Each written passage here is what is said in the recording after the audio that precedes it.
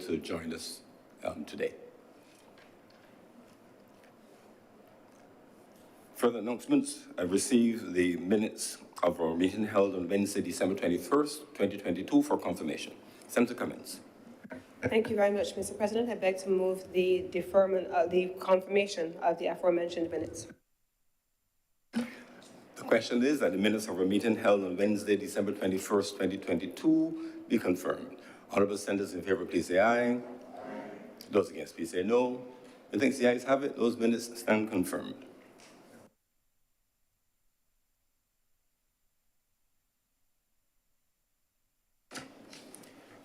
Presentation of petitions, presentation of papers.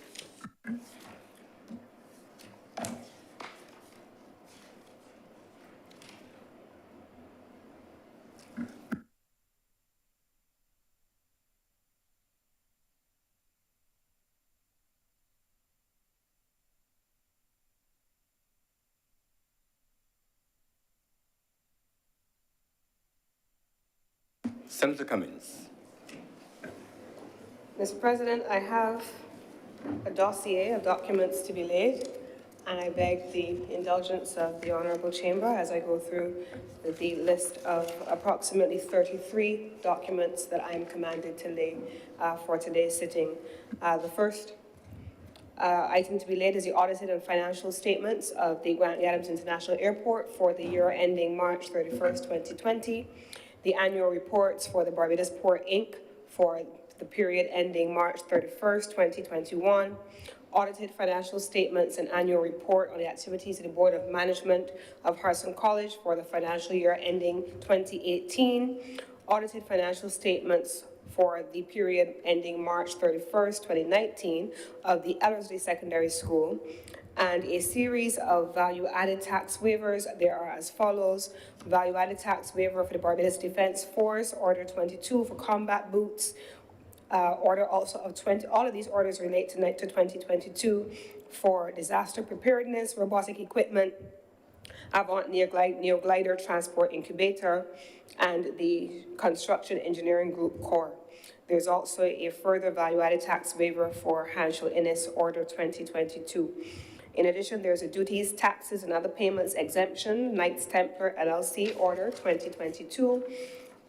The following also relate to duties, taxes, and other payments exemptions for 2022 for the following entities: Alfundi Investments Limited, Brett EVA Phillips, Caves of Barbados Limited, Discovery Bay Beach Hotel Limited, Julia Cadogan, National Sports Council, Estate of Robert Hatfield Ellsworth, Rolanda Garcia, Stephen Temporal, the Tabor Foundation Barbados, TVX Barbados, Tyrone Davis, Vincar Limited, Sovereign Counter Guarantee Contract, Conservation Funding Agreement. Also for 2022, there are two further duties, taxes, and other payments exemptions, one for the Conservation and Stability Commitments Agreement, and then for the China National Complete Plant Import and Export Corporation, otherwise known as COMPLANT. We have reports on the audit of the Sugar Workers Provident Fund for the following years, ending at December 31st, 2016, 2017, 2018, 2019, and finally 2020.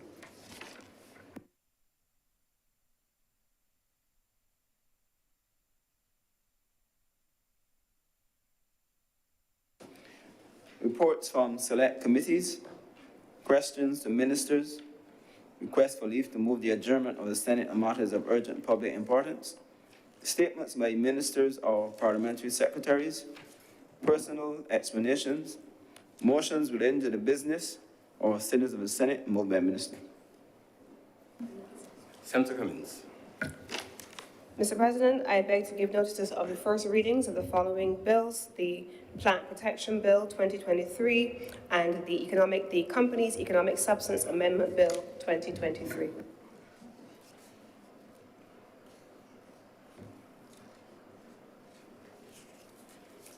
Introduction of bills. Senator Cummins.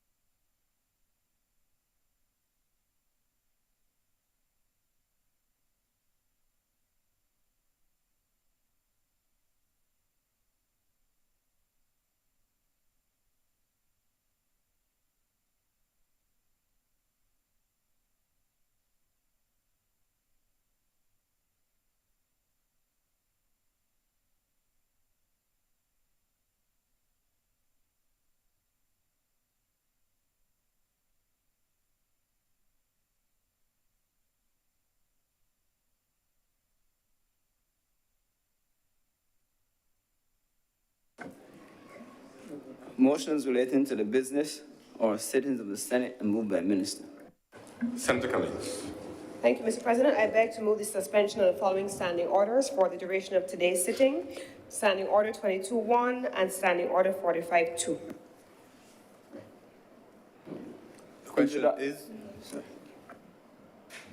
The question is that standing orders 21-1, 22-1, and 45-2 be suspended for the remainder of today's sitting. Honorable senators in favor, please say aye. Those against, please say no. I think the ayes have it. Those standing orders stand suspended for the remainder of today's sitting. Introduction of bills. Senator Cummings. Mr. President, I beg to move the first reading of the following bills: the Plant Protection Bill 2023 and the Companies Economic Substance Amendment Bill 2023.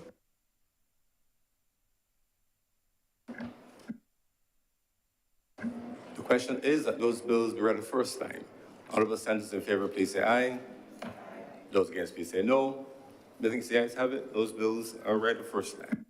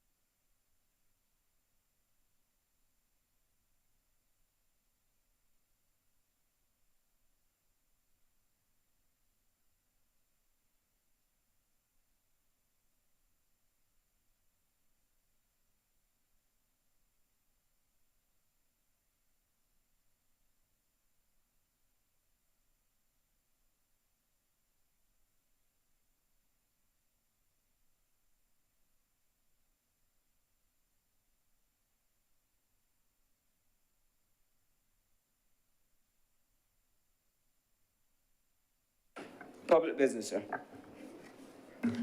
Public business is now the order of the day.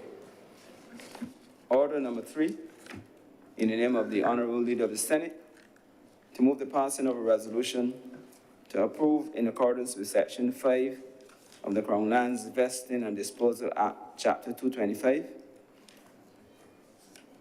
the vesting in the Barbados Tourism Investment, Inc. of the parcel of land, the property of the state, situate at Retreat 6 Men's in the parish of St. Peter in this island, for the public purpose of tourism development.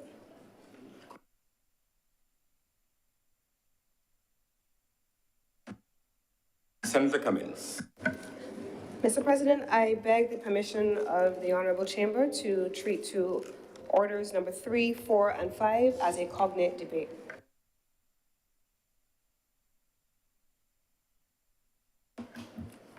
The question is that agenda items number 3, 4, 5, which are resolutions in accordance with Section 5 of the Crown Lands, well, 1 is Crown Lands Vesting, 2 Crown Land Vesting, 1 Land Acquisition Act, all relating to the same parcel of land at 6 Men's in St. Peter. Be treated as a cognate debate. And just as a reminder, that allows in the second reading for all of the issues to be ventilated there, but each one will, of course, be voted on separately. In the same area, but it is not. Yes, I'm advised that they're in the same area, slightly different parcels, some shifting around in relation to those. But all of the policy issues can be dealt with in the single second reading debate if senators agree that each item 3, 4, and 5, will of course be voted on separately. The question is that the three agenda items 3, 4, and 5 with a cognate debate. Honorable senators in favor, please say aye. Aye. Those against, please say no. I think the ayes have it. Senator Cummings, please proceed. Thank you very much, Mr. President. This is a relatively simple bill. It seeks to vest the resolution. It seeks to vest the land that is outlined at orders number 3, 4, and 5, certainly 3 and 4 in the Barbados Tourism Investment, Inc. which is the item at order number 4, and why would the government be attempting to invest in this particular process? Mr. President, what is before this honourable chamber, as was discussed in the other place, is the vesting of a parcel of land, or 2 parcels of land in this instance, in the Barbados Tourism Investment Inc. for the purpose of investment in the tourism industry. Now, Mr. President, we have historically in the northern part of the island had a number of entities that many of us are familiar with. Many of us would recall the days of Almond Beach Resort, and before that, many of us would recall the days of the Haywoods Resort. Many of us, I remember as a young student, my graduation night at the time from secondary school was held at Haywoods. That was when there was a Haywoods.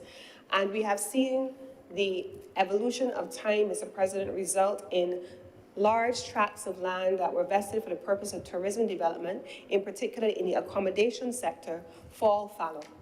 We no longer have a Haywoods Resort, Mr. President.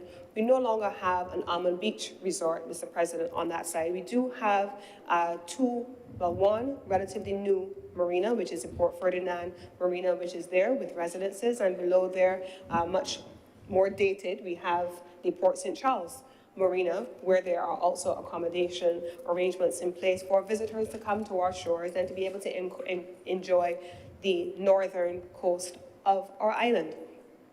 At Six Men's, Mr. President, we recall an entity. I am sure that there are those who have had an opportunity, I have not, to visit the property that used to be on this location. We used to call it Nikki Beach, and it was the place where many parties and social activities would have taken place, and it was quite an attractive place to be for many people who enjoyed the location. I have had the opportunity, Mr. President, to visit the location over the last year, and at that time, it was amazing to see the transformation that has taken place over the years in that location with the construction of the Port Ferdinand Marina. We now have a jetty in the location, we have a bridge which allows boats to come underneath and to go into the marina, and we have beaches that have evolved beautifully as a consequence of the work that has been done in the area. On that basis, Mr. President, there are any number of partners internationally and with the Barbados Tourism Investment Inc. that we are confident would now have an opportunity to invest and to bring investment into Barbados to be able to develop what was once known as that site on that northern coast. Mr. President, I believe you have heard in the other place the conversation being raised about the type of employment for persons who live in the northern part of the island, whether it is agriculture, Mr. President, or historically on the basis of tourism because of the entities that I have mentioned before that are located in the northern part of the island and in the end of our west coast, northwest coast, Mr. President. The absence of those facilities, Mr. President, has removed a number of employment opportunities for people who want to live and work close to their communities, close to their homes. And so this is an opportunity, Mr. President, under the umbrella of the Barbados Tourism Investment Inc. to involve themselves in the business that they do every single day, treating to tourism investment attraction, and to have those sites developed, Mr. President. And so very simply, what these resolutions are seeking to do are to, one, vest in the first instance 1,212 square meters of land in beach up to the high water mark, at Six Men's in St. Peter, in the Barbados Tourism Investment Inc. for the purpose that I have outlined of tourism development. And secondly, to have the additional land, the land that was compulsorily acquired, which was 1,251 square meters, vested also in the Barbados Tourism Investment Inc. for the purpose of tourism development. Mr. President, we are seeing a strong winter. We have seen our tourism officials reporting that our winter is strong.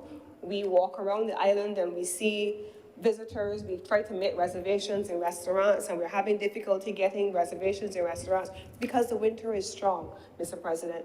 You don't plan for tourism development a day or a week or even in some instances a few months in advance. You have to plan for significant periods, Mr. President, that will allow for the investment to take place, construction to take place, Mr. President, and then getting it ready. Look at how long, Mr. President, we have been having a conversation on the eastern part of the island about the Wyndham, for example. The Sam Lord's property, how long that has taken to come to fruition, Mr. President. And now we're still seeing challenges, Mr. President, even though we're so far along the chain with that process. We're still seeing challenges that are not within our control, challenges that relate to supply chain interruptions globally, the inability to get simple things like transformers to be able to make the elevators work. Those are not within the control of our domestic officials. Those are things, Mr. President, that relate to international constraints that we are navigating.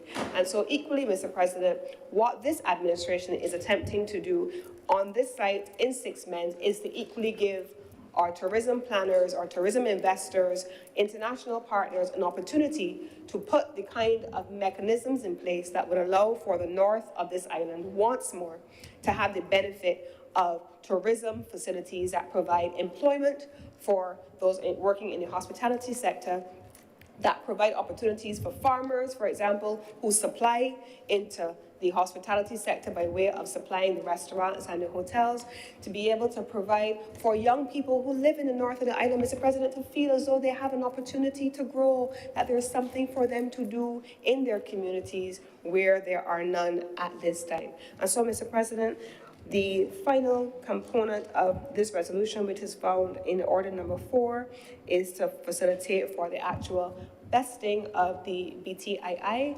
And so I wish to, with these very few words, Mr. President, on this occasion, beg that this resolution do now pass.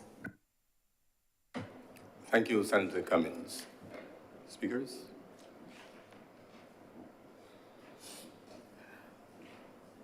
Senator Boyce, Kevin Boyce.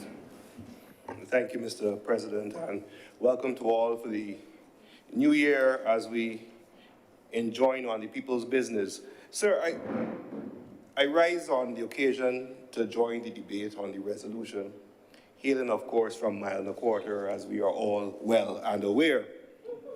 The resolution, the purpose of which seeks to add to the development of the 6 men's area and the vesting within the Barbados Tourism Investment Inc. to facilitate this process. Now, we know the purpose of the Barbados Tourism Investment Inc. is, of course, tourism-related properties, joint ventures with our private partners wherever they may be, and public partners as well. There's also an obligation with regard to the urban rehabilitation of Bridgetown, Speightstown, Oistins, and St. Lawrence Gap, and of course, public and private sector-owned market investment in tourism. Now, I think the leader of government business did herself and the government a bit of disservice with regard to what we're currently seeing as it relates to tourism currently. My purely anecdotal and observations that there are a lot of tourists on the island, a lot of tourists on the island. I was speaking to a colleague of mine who benefits from the cruise ships, and he indicates that today alone there are 8,000 persons coming on the island, and he's rapidly trying to take advantage of the glut, dare we say.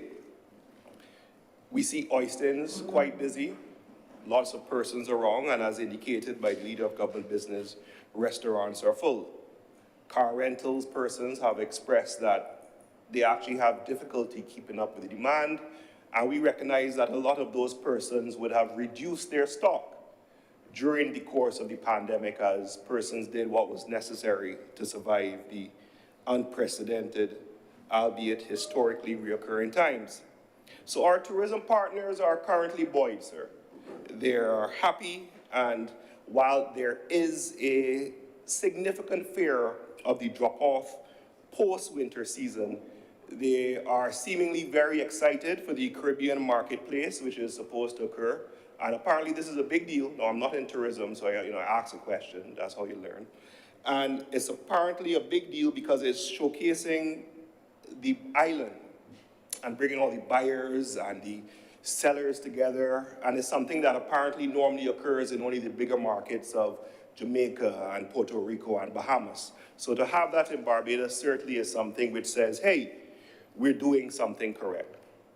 There's also, sir, I understand, a push for mice tourism, and that's not in relation to the rodents, sir, but that's apparently in relation to meetings, investments, and that type of incentives, you know, and have people get together, conferences, to not just drink rum, but to actually spend time doing some form of business and then go and drink the rum, sir.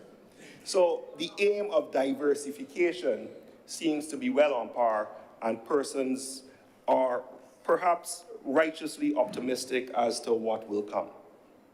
So we find ourselves here saying, let us have a debate with regard to sixpence and the vesting. Now, of course, sir, there would have been concerns expressed previously with the utilization of these types of mechanisms with regard to the developments that are done. We are, of course, concerned by what is the reduction of the windows to the sea. So when the development is done, what are the plans and what will happen with regard to that very scenic area up in Six Men? These are reasonable questions, sir. There's also the question, sir, with regard to the access way. That road is very narrow. And then what happens currently is that when there are activities within the area, it's very tight to traverse the region. So you have a situation where persons park their vehicles on the side of the road, and then other persons are therefore forced to compromise themselves as they seek to make their way further north. But all that being said, I think what is being sought is something which says we want to develop the area more. We have certain types of developments up there already, sir. We have the Port St. Charles, we have the Port Ferdinand, we had the Nikki Beach, which didn't last very long. And what does that say? What does that say about the type of sustainable, dare I say, local-driven market which the tourists seem to abide? In other words, without any reference to statistics or development cues or any authority, my personal view is that I think we should, as far as possible in these developments, try to ensure that whoever has the benefit of the development maintains that local characteristic for which we are known and loved. I think that is truly captured in the context of Oistins. When you go there, you have such a good time. And there is the context where you have the roadside area, which is a certain type of activity. You then go further inland, where you have the consumption of the fish and the attempting to dance. And then you have further inland where you have the bars where you get together and do some networking. Some persons actually do some politicking. And then you have the seaside, which is currently underutilized, and I'm looking forward to hear some great developments. I'm sure that Senator Herwood will speak to that in terms of what are the plans for that seaside area as it leads out to the jetty. But the question that continues to bother citizens, it seems, is that the players who are then working with BTII, and in terms of whether those players are cognizant of the locals' concerns. In other words, sir, let's say the development of Six Men is done in such an area, and it's done in a way which therefore blocks off the current enjoyment which is currently enjoyed, dare I say, by all and sundry.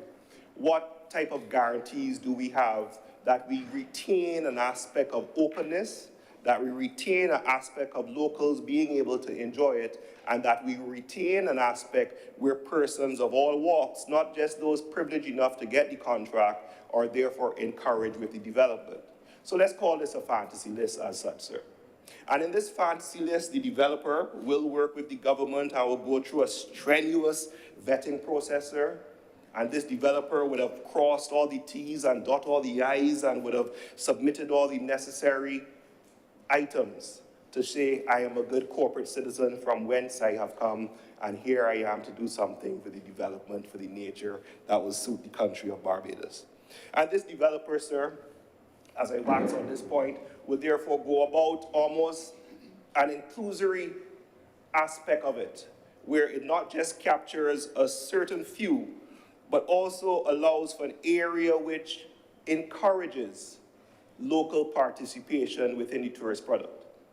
One of the things which shocked me, sir, once on a visit to Puerto Rico, a long time ago, sir, was that when you go to the hotels, persons were actually encouraged to come from the local community and take part in the nightlife with the tourists when they were there. And it led to a increased ambiance and a good time being had by all, sir.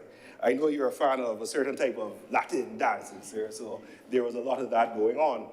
And the aim and the vision is that I think we need to be cognizant of, while we do these developments, that they're done in such a way that we include the local factor, not just in the context of come and get jobs, but in the context of parceling out certain portions. Example, we know that our country sometimes make provisions for high-end developments, and they have to be provisions for local or regular type of development so that there's not an exclusion of certain persons for the market. So when we're granting this prime parcel with regard to a developer to develop, perhaps there could be some sliver as such for local entrepreneurs to be able to take part. Because we saw what happened to what was previously there. It was very exclusive. But what I have found is that exclusive doesn't last, for very few exceptions, in Barbados. And that's the simple point.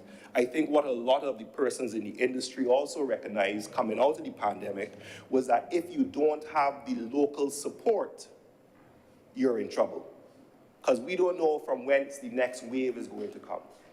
So what I am saying, Mr. President, is that let's not just focus on the external tourists who come to our shores, but on the local tourists, that is Barbadians. And let us look at when these developments are done, that they're done in such a nature that they're not only enjoyed by those who come to visit, but those who reside. Sir, things like access, things like being able to see the coast when you drive, things like being able to go and utilize the fish market, things like being able to ensure that the bars are a little carefully run and things are done properly so that we also protect those who go to visit. So we have a situation where tourism is literally something for all of us. And then, of course, there is the stigma which is attached to tourism, which we are currently dealing with, where persons believe that tourism is only a form of service, and it certainly is not. So we have to spread the gospel as such, sir, that tourism can be more, and that tourism can be more for persons who seek to invest, but not just those who have the access to capital at the level to do it with the BTII. Now, wishes being horses, that's the joy of being independent. The access being granted to persons who say, well, I don't have the access to do a big multi-million-dollar development, but I have some small funds, how can I play a part? Is there going to be certain market facilities? Is there going to be certain fund access for persons? Because we recognize that BTII does provide fund access for the sophisticated investor. My question is, what do we do for the regular citizen with regard to that access? Then now, how do we ensure, again, this is the fantasy world, the utopian existence, sir, that the persons who are given access to these areas are not subject to the inherent tribalism that may sometimes exist?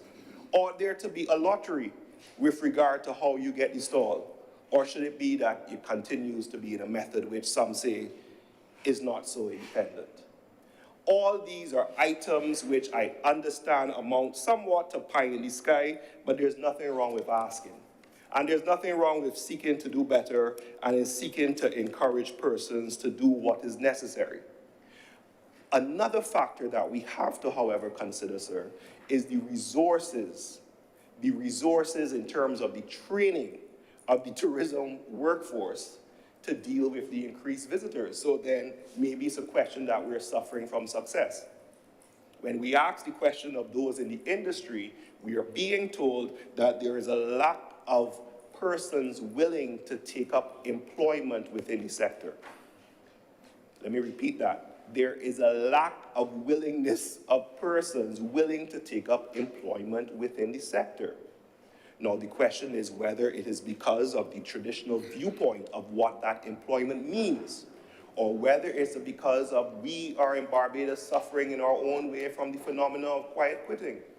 Persons just ain't about it. They have been able to survive, albeit hard, for the past 2 years, and they figure, well, they could continue surviving. They don't have to do that type of job. So what are the alternatives? How do we show individuals that there are other ways to benefit from tourism than making a bed or being a busboy? How do we show persons that it is not exclusive, but is inclusive with regard to their participation? How do we look at getting perhaps workers? I understand that Antigua recently removed the requirement for work permits so as to fill that void to allow persons to supplement the labor shortage in the area. These are all the considerations we have to have within the tourism area, sir. But at the end of the day, purpose of this acquisition, I certainly hope that it resounds to the success of the area.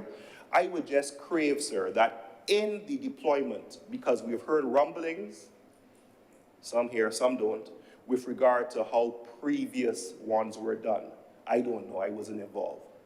But the concept seems to be that the persons who are being given this golden chalice to develop ought to come with certain fiscal responsibility, ought to be able to show themselves as good corporate citizens, ought to be able to show clear compliance with the very harsh and strict guidelines of the Town and Country and the planning development and the environmental purposes, ought to be able to show that what they're doing is not just for a certain type of client, ought to be able to provide access not just for one investor, but also a segment of the society who is traditionally excluded.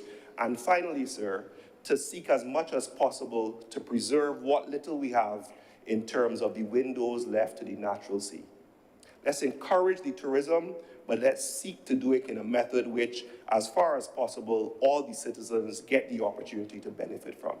I support this resolution, and I thank you, Mr. President. Thank you very much, Senator Boyce. And the speakers? If not, Senator Cummins, Senator Dr. Hines.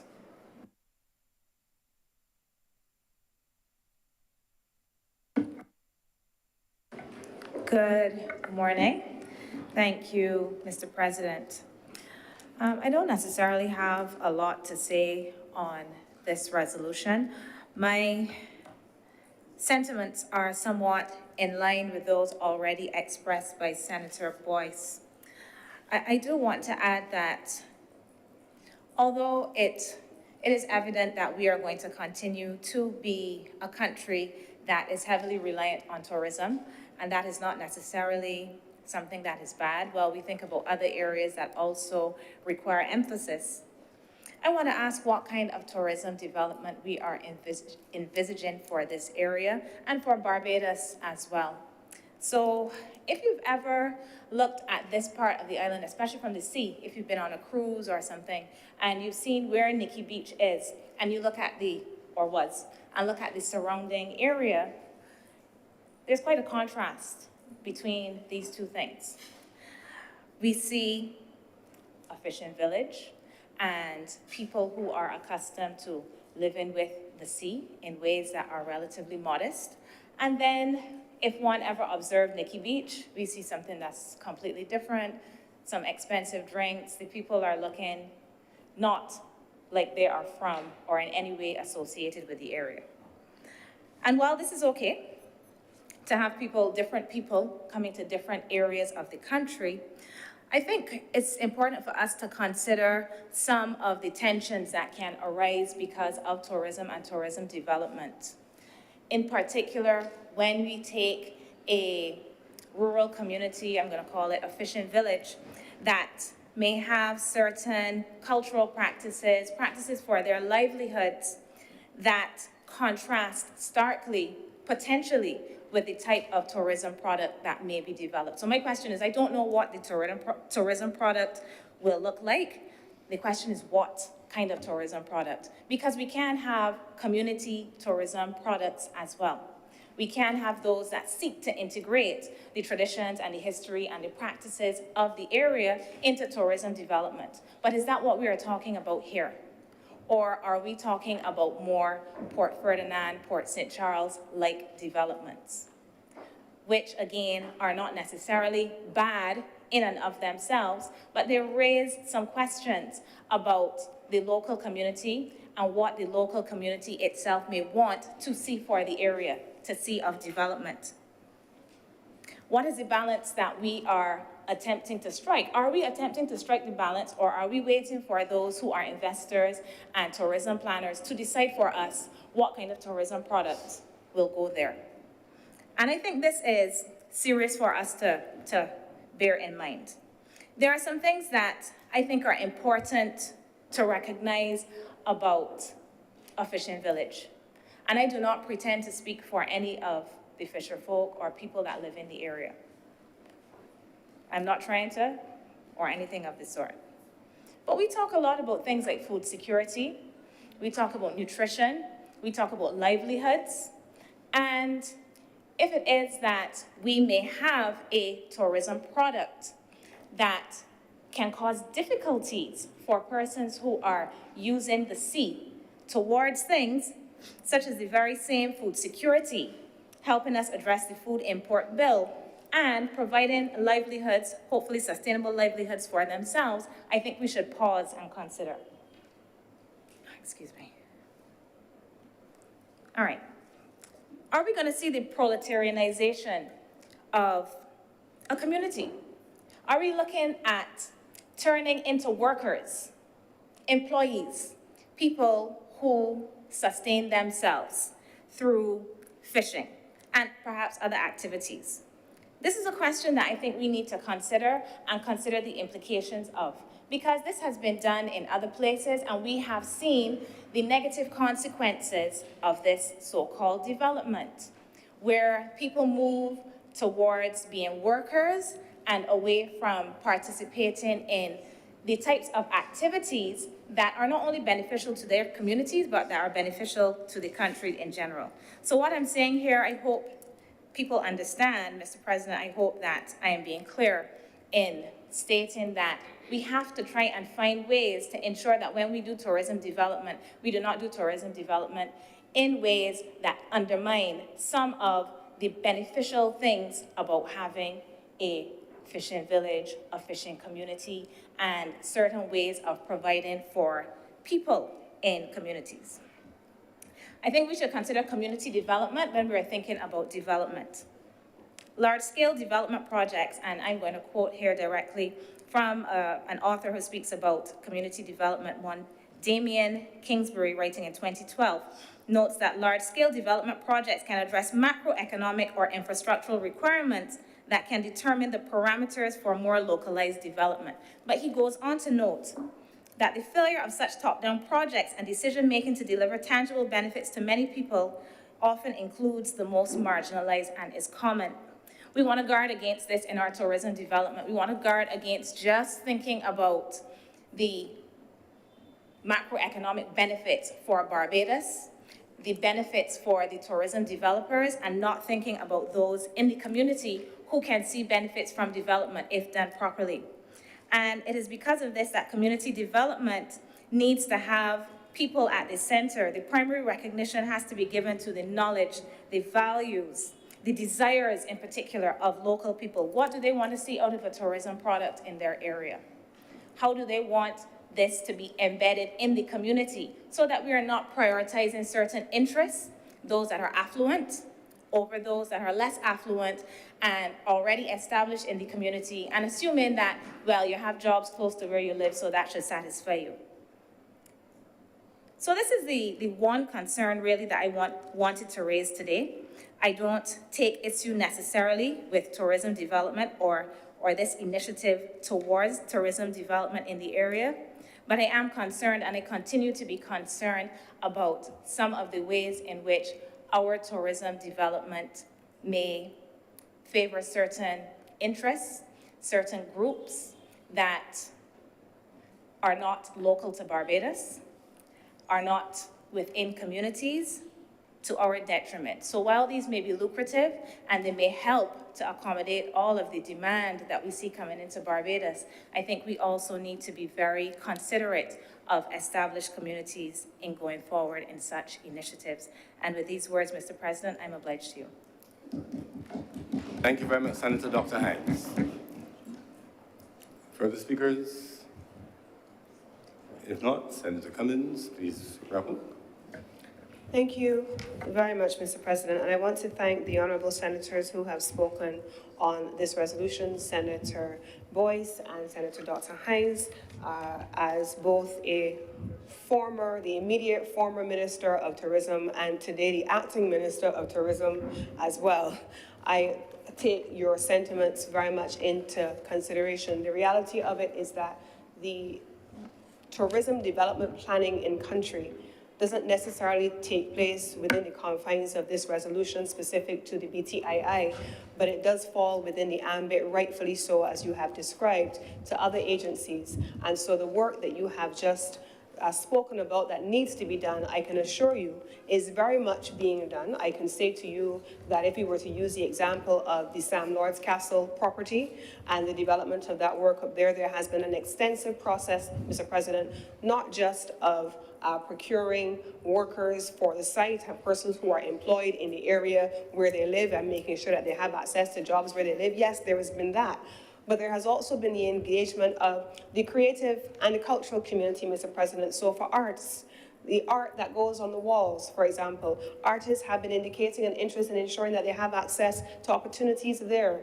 There has also been, and I believe Senator Boyce spoke about the MICE market, meetings, incentives, conferences, and events, definitely not MICE. We will have at the Sam Lord's Castle facility, Wyndham's, the largest conference facility on island to accommodate 1,100 people, theatre style. That means that once again, the ground that Barbados would have lost in the MICE market to neighboring countries as a result of the absence of adequate facilities of that scale anywhere else on island, that business, the country has already begun to compete for again, and planning from, I believe, the middle of this year, we are looking to be able to begin to book conferences and events in Barbados, and the incentives market is a significant one for Barbados.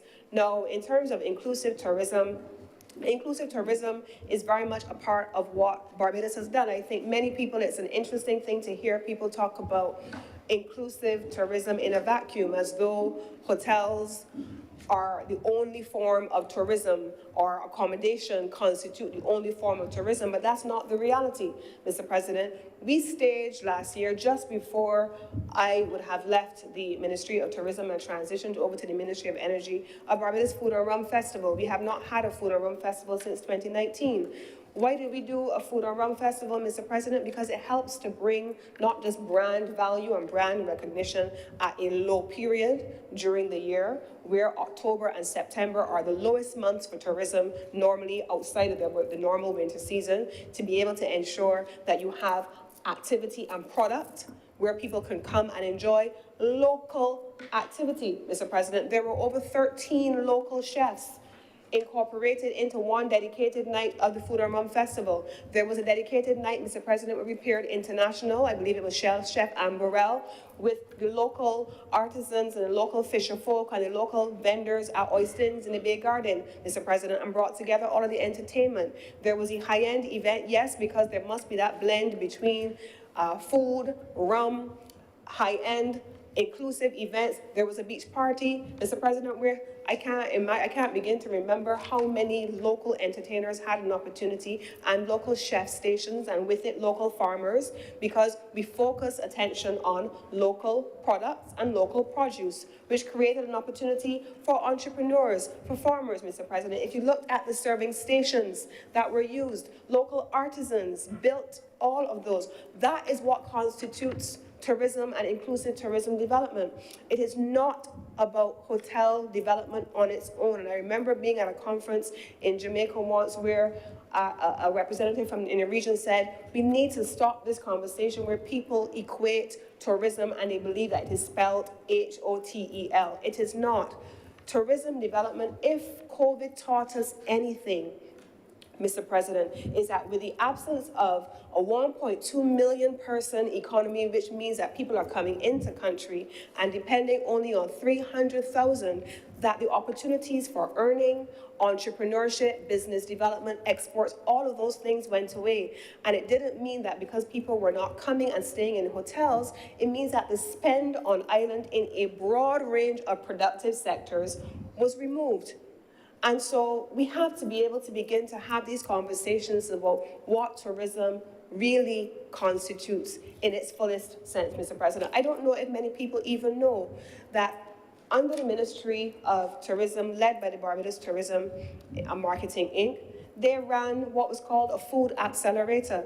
Many people would have seen 22 food trucks, not affluent players, but Barbadians that looked like most of us in this room, lining the Prince Alice Highway and benefiting from a food accelerator which taught them how to increase their scale, how to expand their business opportunities, and then how to prepare for growth and potentially even to feed into the export market through the Barbados Export Development Corporation. So there is so much work which is going on that people may or may not necessarily know about, but it is premised on the fact that we have to move away from assuming that accommodation equals tourism. It does not. It creates some place for people to sleep and some place for people to stay. Whether they want to pay $100 a night, $50 a night, or they can afford to pay $20,000 a night, there has to be something in the market for everyone. And that includes, Mr. President, the opportunity for developments like the ones that we are describing today. I also want to, Mr. President, on this occasion, draw attention to the government's Planning and Development Act. If you recall, Mr. President, one of the pieces of legislation that this administration introduced in 2019 was the Planning and Development Act, which allows, Mr. President, for planning gains. It is important that we familiarize ourselves with the legislation which governs our country so that our comments are also within context of what the frameworks provide. The planning and development legislation allows for any new development, including new investment opportunities, to also benefit adjacent communities like fishing villages, like communities that may or may not look the same way when you see the development coming into place, Mr. President. Those things have led to the development of the Spicetown Jetty, for example, where the Spicetown Jetty has seen the development of additional support coming into the adjacent community in a fishing village in the north of the island. Equally so, Mr. President, you are seeing planning gains being levied on the south coast in different areas. Wherever, and you've heard the Prime Minister speak both in public spaces and in the other place about how the planning and development legislation is being used, and it is as it was designed and passed in this chamber in 2019, Mr. President, having passed through the other place. So there are existing legislative mechanisms in place that allow this administration to have developments taking place alongside local communities, local activities, and to have that benefit those local communities coming from what is described in the legislation as a planning gain, Mr. President. Now, the final thing that I would want to say as well, Mr. President, on the question of ensuring that there are opportunities for engagement, and I believe this is a question that was raised by Senator Boyce, specifically about how the land is to be utilized in developments and in opportunities for entrepreneurs and so on. I want to give the assurance that it is the commitment of this administration that all entrepreneurs and all business people will have an opportunity in all developments to participate in one way, shape, or form. Mr. President, this is an administration that now I have responsibility under my ministry for the vending zones. For instance, you have vending zones to be rolled out, 6 of them all across the country. What does that look like, Mr. President? What constitutes a vending zone, or who constitutes a vendor? We have opportunities also under my ministry for financing mechanisms, whether under the Trust Loans Program or Fund Access, to finance entrepreneurial activities associated with the wider productive sectors.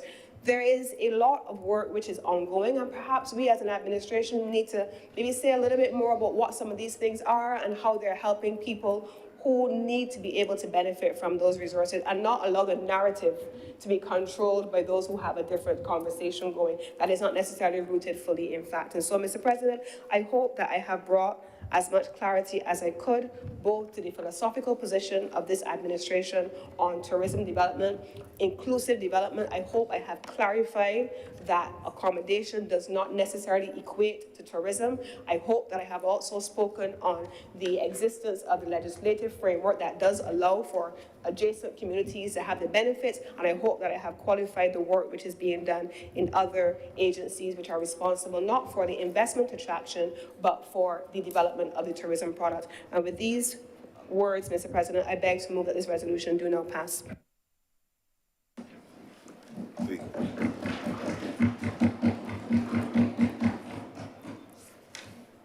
Beginning with resolution number 3 specifically, to move to pass the resolution, section 5 of the Crown Lands Vesting and Disposal Act Cap 225 for the vesting of the land at 6 Main St. Peter as described in the schedule for tourism.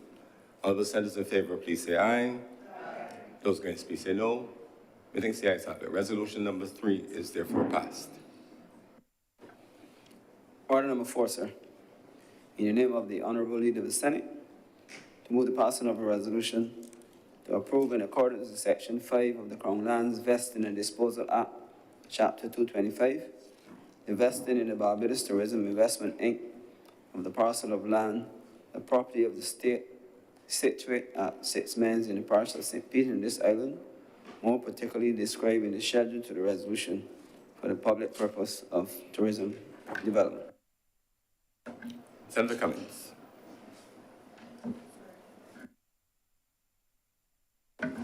Mr. President, I beg to move this resolution do now pass. The question is that the resolution at item number 4 do now pass. Honourable senators in favour, please say aye. Those against, please say no. Methinks the ayes have it. This resolution is now passed.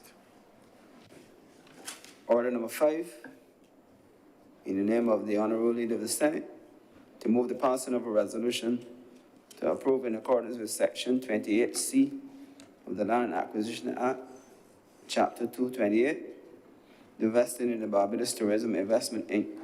of the parcel of land, the property of the state, situate at 6 Mains in the parish of St. Peter in this island, for the public purpose of tourism development. Senator Cummings. Thank you, Mr. President. I beg to move this resolution do not pass. The question is, this resolution, which is the subject of agenda item number 5, do not pass. Honourable senators in favour, please say aye. Those against, please say no. Methinks the ayes have it. This resolution is now passed.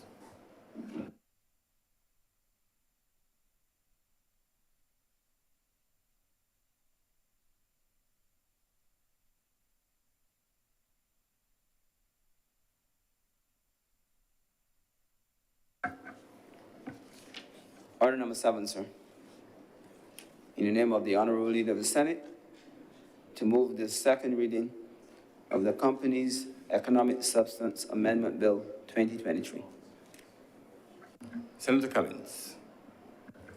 Mr. President, this is a piece of legislation that we are proposing to have amended today. I think those of us who were in the first Senate in 2018 would recall these moments very well. And so we are here again, and I'll leave it as that. Mr. President, what we are proposing to do is to effectively clarify the scope of an existing piece of legislation, the Companies Economic Substance Act.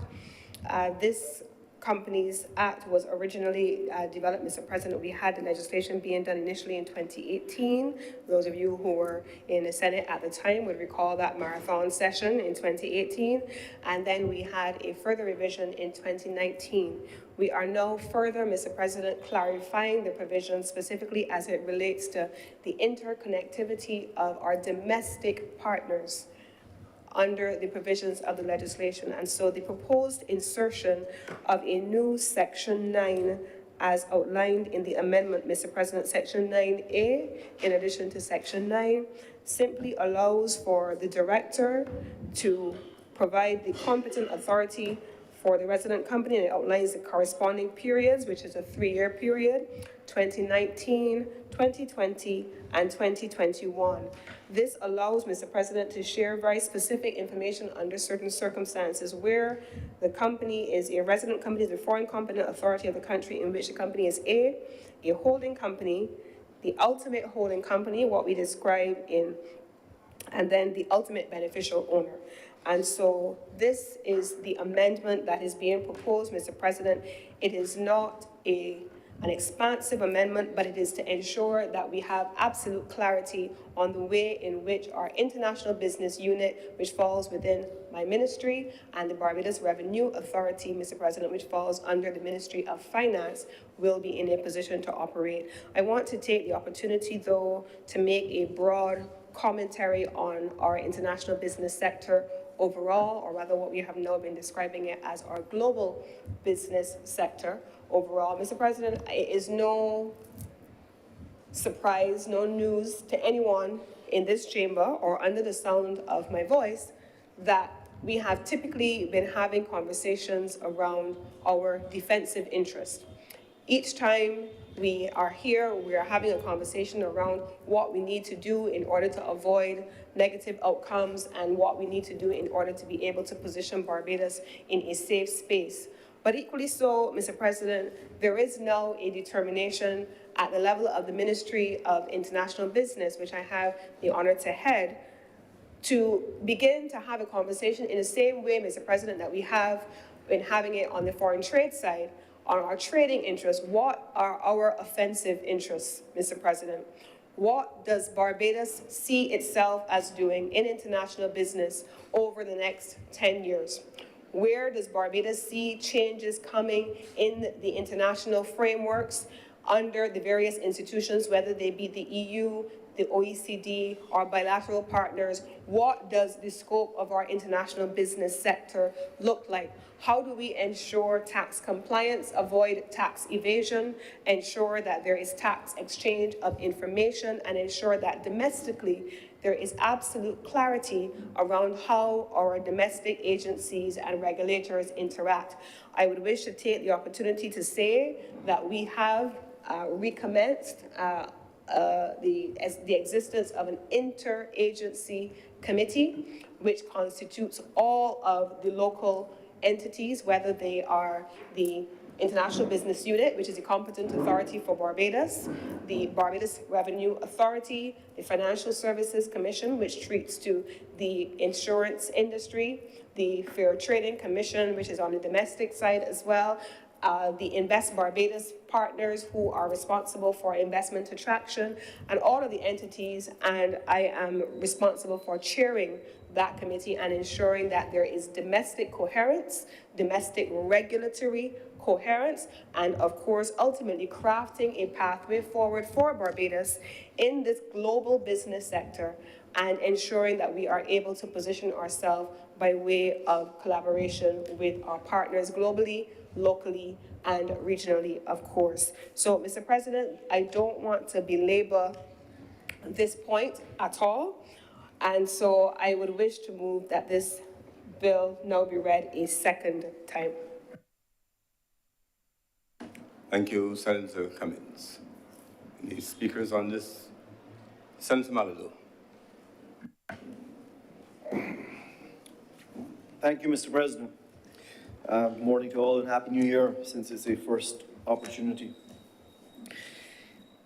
I think a little more background might have been helpful coming from the Leader of Government Business on this, and this is a bill that's come to us in very short order, and I do appreciate the urgency of it, and it is an area where I am tangentially involved because of a number of our clients within Barbados are affected by this.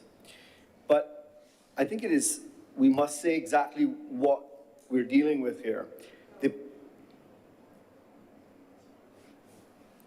Leader of Government Business doesn't say that she does not want us, but I want to say what I have read and understood of this is that fundamentally, at the end of the day, we have a situation where the Act as it stands would only require our Director of International Business Unit to share information on companies that did not fall into this category. But this amendment allows us to be on side with the OECD and what they have been looking at in our region. And I think that it is very important that we stay on side, and that is why this is necessary. And for those reasons, I, of course, will support it. We must do, obviously, when we passed this act previously, we did not foresee that we would need this. So I am pleased that it is being amended in the way that it is, so that it allows for the sharing of the information in these circumstances.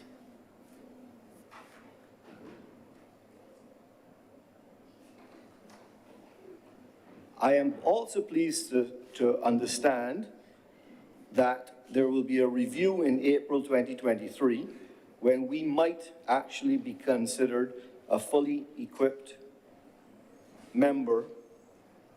And I'm looking forward that this amendment will allow us to be considered by the OECD as, I think it's called an FEMM.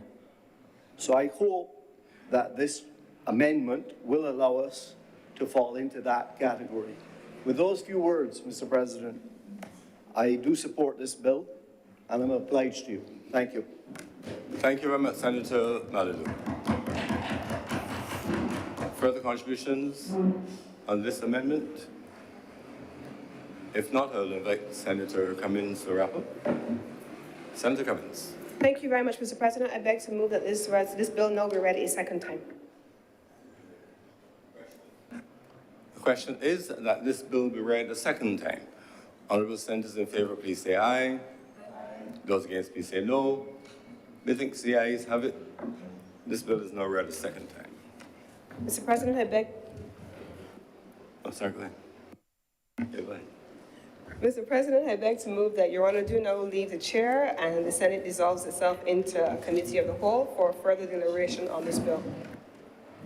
The question is that I do not leave the chair and the Honourable Senate resolve itself in the committee for further consideration of this bill. Honourable senators in favour, please say aye. Those against, please say no. Methinks the ayes have it.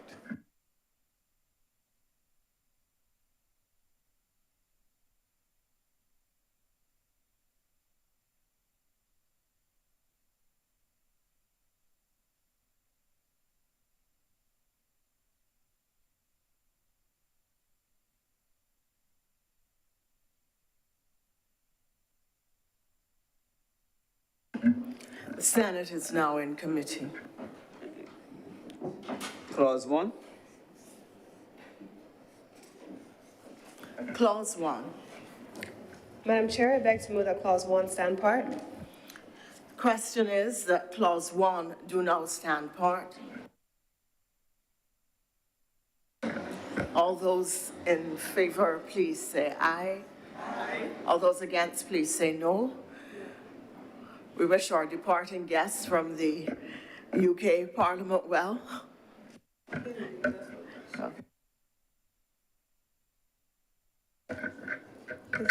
Clause 2. Madam Chairman, I beg to move that Clause 2 do not stand part. Question is that Clause 2 do now stand part. Will all those honourable senators in favour kindly say aye? Aye. And those against, please say no. The ayes have it. Report. Madam Chairman, I beg to move you report to His Honour the President the passing of one bill in committee. The question is that I do now report to His Honour the Speaker, the President, the passing. Well, could have been in a former life, but yeah. The passing of one bill in committee. Will all those honourable senators in favour kindly say aye? And those against, please say no. The ayes have it.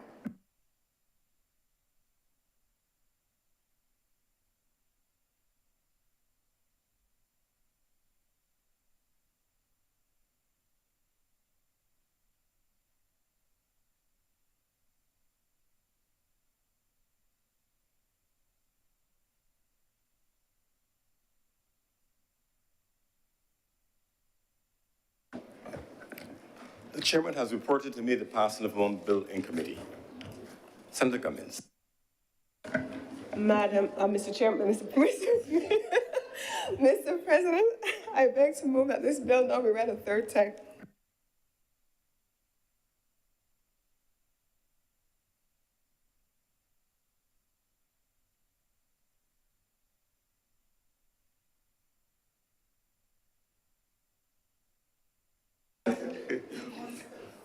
The question is that this bill be read a third time. Honourable senators in favour, please say aye. Those against, please say no. Methinks the ayes have it. Senator Cummins. Mr. President, I beg to move that this bill do not pass and be cited as the Companies Economic Substance Act 2019, Act 2019 to 2023, as amended. No. Sorry. Mr. President, that the bill be cited as the Companies Economic Substance Amendment Act 2023. The question is that this bill do not pass and be cited as the Companies Economic Substance Amendment Act 2023. Honourable senators in favour, please say aye. Those against, please say no. This bill is passed.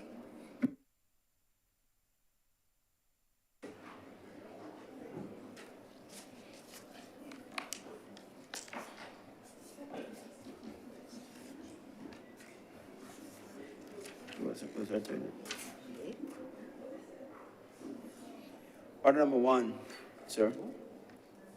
In the name of the Honorable Senator Monroe Knight, Dr. Monroe Knight, to move the second reading of the Animal Health and Veterinary Public Health Bill 2023.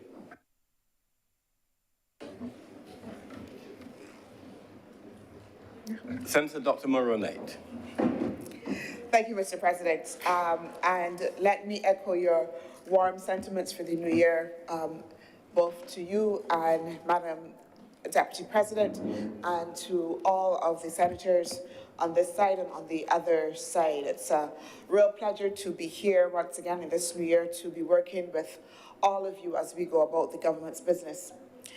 Mr. President, the Animal Health and Veterinary Public Health Bill is one in a suite of 3 pieces of legislative measures that will come before this House.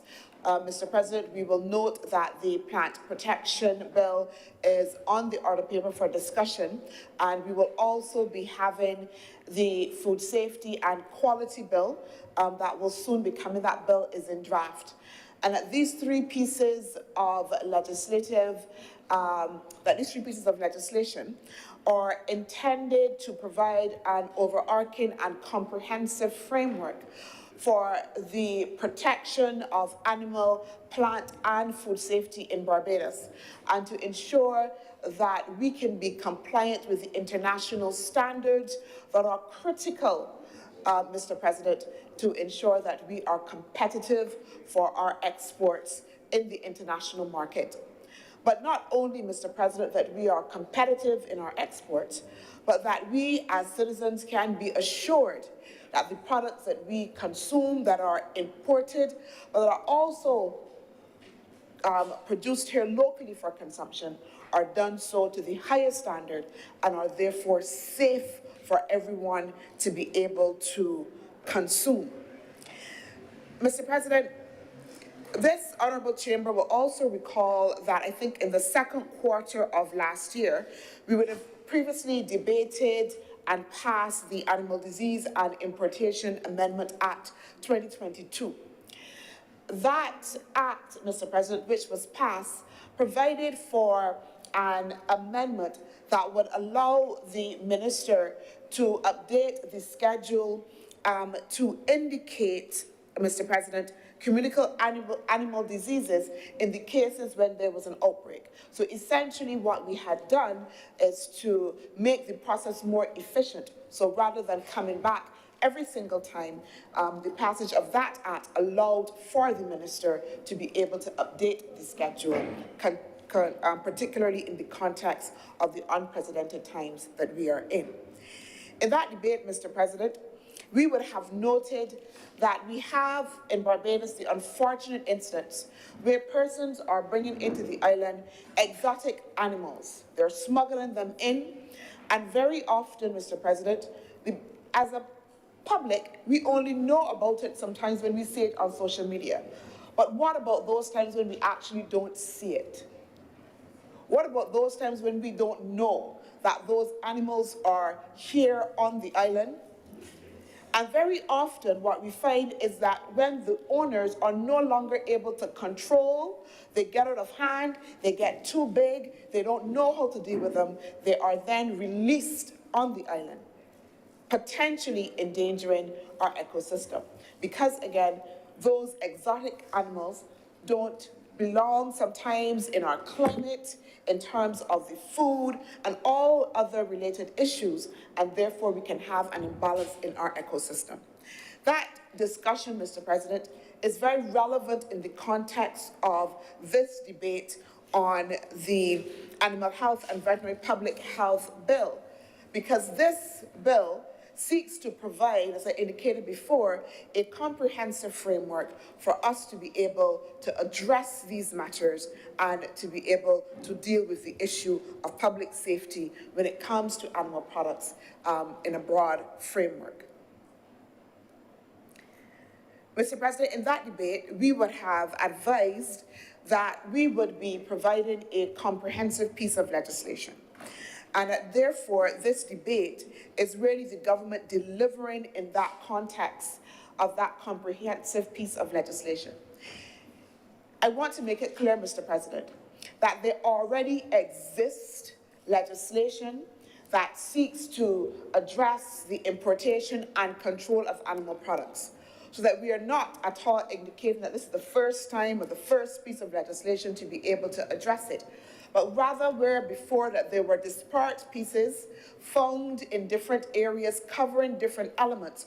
What we have in the context of this bill is now, as I keep indicating, that comprehensive framework which establishes a competent veterinary authority that now is charged with the responsibility to administer the framework and to be able to have the human resources in relation to inspectors and the application of control measures, Mr. President, that were not previously existing in the legislative framework, now housed in the context of this bill, Mr. President. That is essentially what we are doing and treating to in the context of this debate.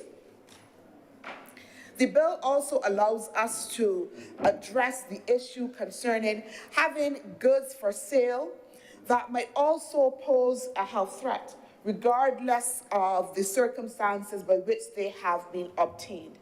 And I make that point as well because very often when we speak and we treat to matters of legislation and overarching legislation that are intended to ensure that we are compliant, we often miss as well that there is a relationship to our national circumstance and that we're only talking about making sure that we are being internationally compliant.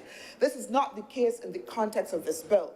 It addresses both the issue of international compliance, but also the extent to which that locally as well, that we are able to ensure that we follow the appropriate standards and establish protocols for farm management and making sure that within the context of farms, whether they be chicken farms or others, that there are procedures, that there are inspectors who are able to undertake inspections, etc., for our safety, Mr. President, for our safety as well. Mr. President, I want to say that there is an inclination and even a level of discussion in the public sphere that would suggest that the government is doing nothing or has done nothing substantially to make a fundamental change in the lives of Barbadians. And it is unfortunate, it's an unfortunate discussion, Mr. President, because it suggests that there is little understanding that transformation takes time, and that very often legislation like this and the regulations, yes, that must follow and the implementation are a starting plank to that transformation in people's lives. And that therefore, when we talk about what the government is doing, that we need to be able to take in all of the planks that are being built for later transformation.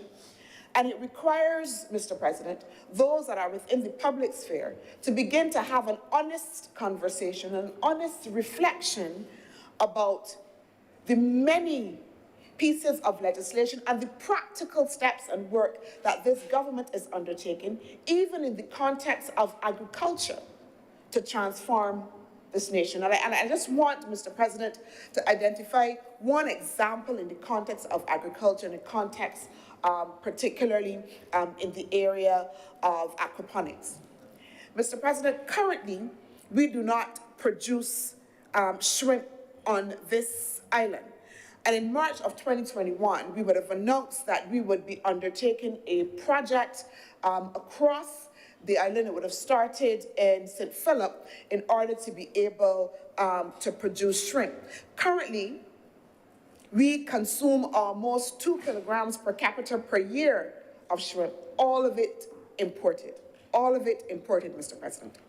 We are set, this government is set by March or early April of this year to see the fruits of the government's investment in that project, which will see Barbados producing its own local shrimp. And a project then that will be replicated in communities across the island in an effort, Mr. President, to ensure that we reduce a 30 million import bill in this area. Practical steps, Mr. President, that the government is taking to fundamentally transform. There was no, Mr. President, there was no development of shrimp in the island before, and within the space, Mr. President, of a short time, we are set to be able to see that level of development as well. The Ministry of Agriculture has already signed an MOU with an international manufacturing company to process and package the shrimp for domestic and international export. And this, along with other interventions in the area, will ensure, again, that Barbados, one, can address the issues of food security by ensuring that we are able to produce critical food that we can at scale, and those for which we have a competitive advantage on the island, and then as well be able to boost our exports. And having this overarching legislation, which again ensures compliance with international standards, Mr. President, ensures then that we can meet and enter international markets. And that, Mr. President, is transformative. Transformative action is not always lights and glitter. It is the slowest steps and the building planks that are put in place in order to be able to bring this change. Mr. President, I want to also say, again, that in the context of a transformative agenda, particularly in the agriculture sector, and very often we don't want to be reminded, but this government came into circumstances where we did not have a wicket to play on.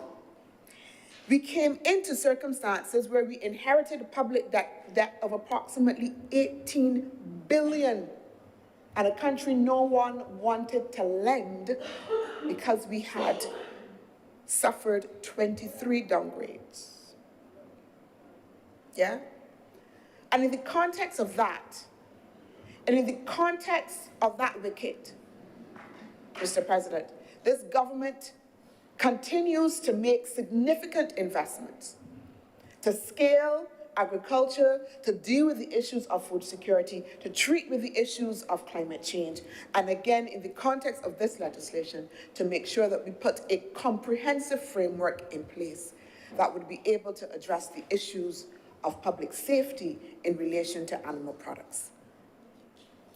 So that the government, Mr. President, is focused on delivering. It is focused on delivering for the public. It is focused on delivering the programs. And Mr. President, I can go on to speak to a plethora of programs that we will see in the context of agriculture. I can speak to the fact that in the context of this bill and what it entails, it would allow for the 400 persons that have passed through the Farmers Empowerment and Enfranchisement Program, the FEED program, to be able to have the necessary framework that they too can participate in the international market.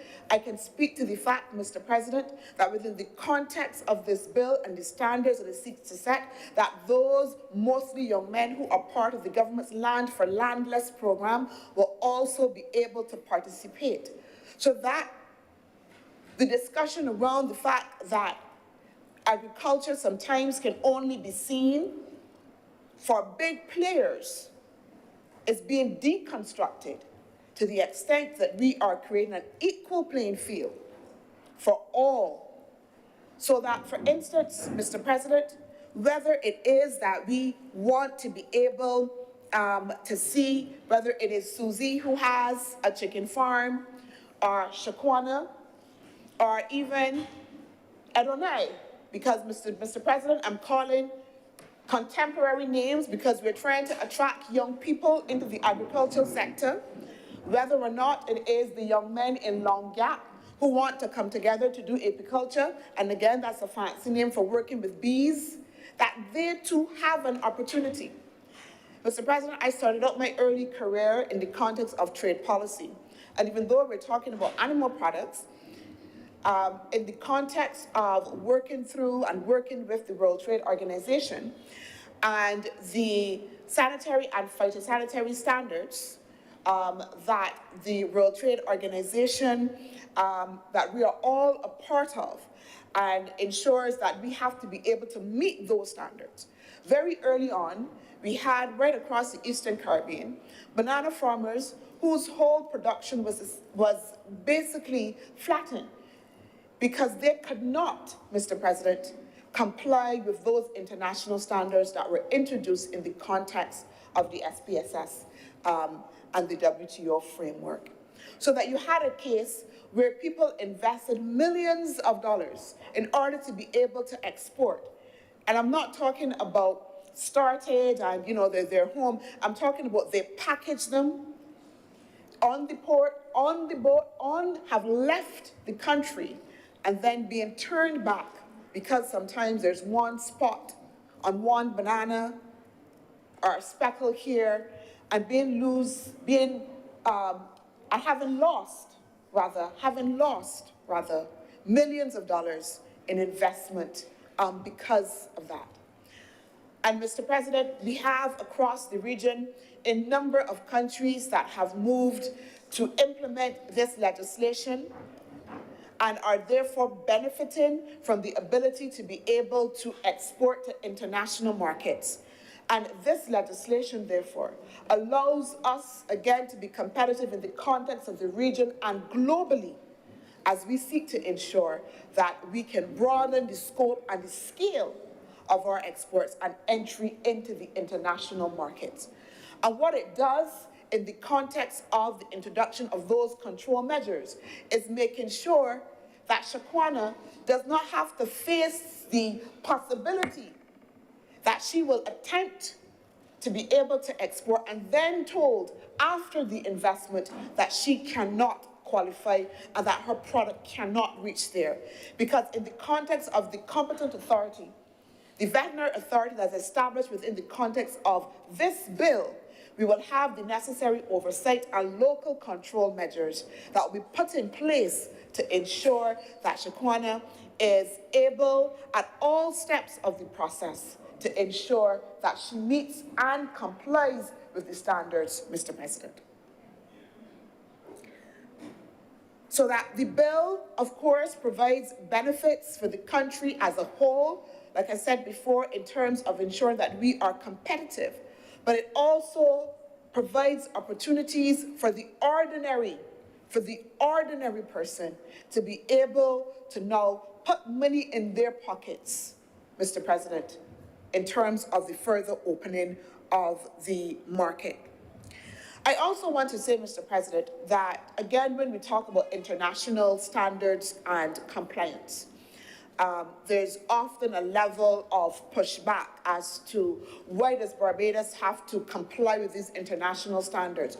Why are we always trying to make sure that we have our legislative framework to meet these standards, which for some people can see not applicable or some people may see as unfair, Mr. President?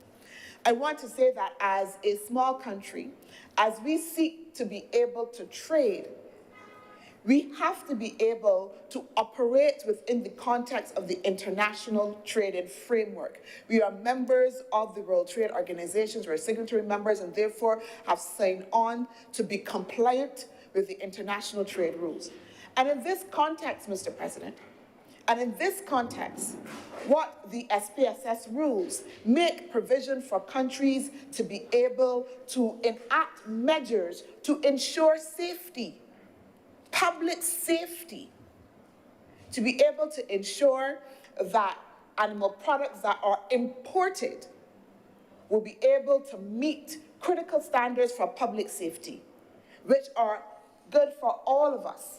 All of us want to know that when we go to the supermarket and we purchase meat that has been imported, that someone has done the necessary checks to ensure that when we consume that we are consuming products, meat that is safe. And so compliance in the context of these SPSS rules benefit all of us in the context of public safety. But Mr. President, I also want to note that what these rules do not allow is for us to be able to discriminate against other countries just on the basis of competition. We cannot, Mr. President, say that a country cannot export to us their products just because it is in competition with another local product. One of the tenets of the international trade policy framework is that of non-discrimination. And that is a tenet, Mr. President, that we have to be able to abide by. So in the context of the international trade rules, there are going to be ways that we benefit. There are going to be limitations. It is trade-offs. But essentially, compliance in this aspect where it comes to animal health and public safety, Mr. President, I hope that we can all agree is something that is extremely beneficial for all of us. So helping us to have tighter control measures in terms of certification for goods that will be not goods, food products, animal products that will be imported, as well as ensuring standards for us to be able to export and export in compliance, Mr. President. One, in terms of competitiveness on a globe, at a national level, but also as well in terms of the market opening and the benefits that can accrue, again, to small farmers and small players, Mr. President, is extremely important. Mr. President, I also want to indicate that one of the other critical benefits to this bill that we are discussing, and if we would recall, quite recently, Barbados again had to ban the import of poultry from certain countries, again, because of the avian bird flu.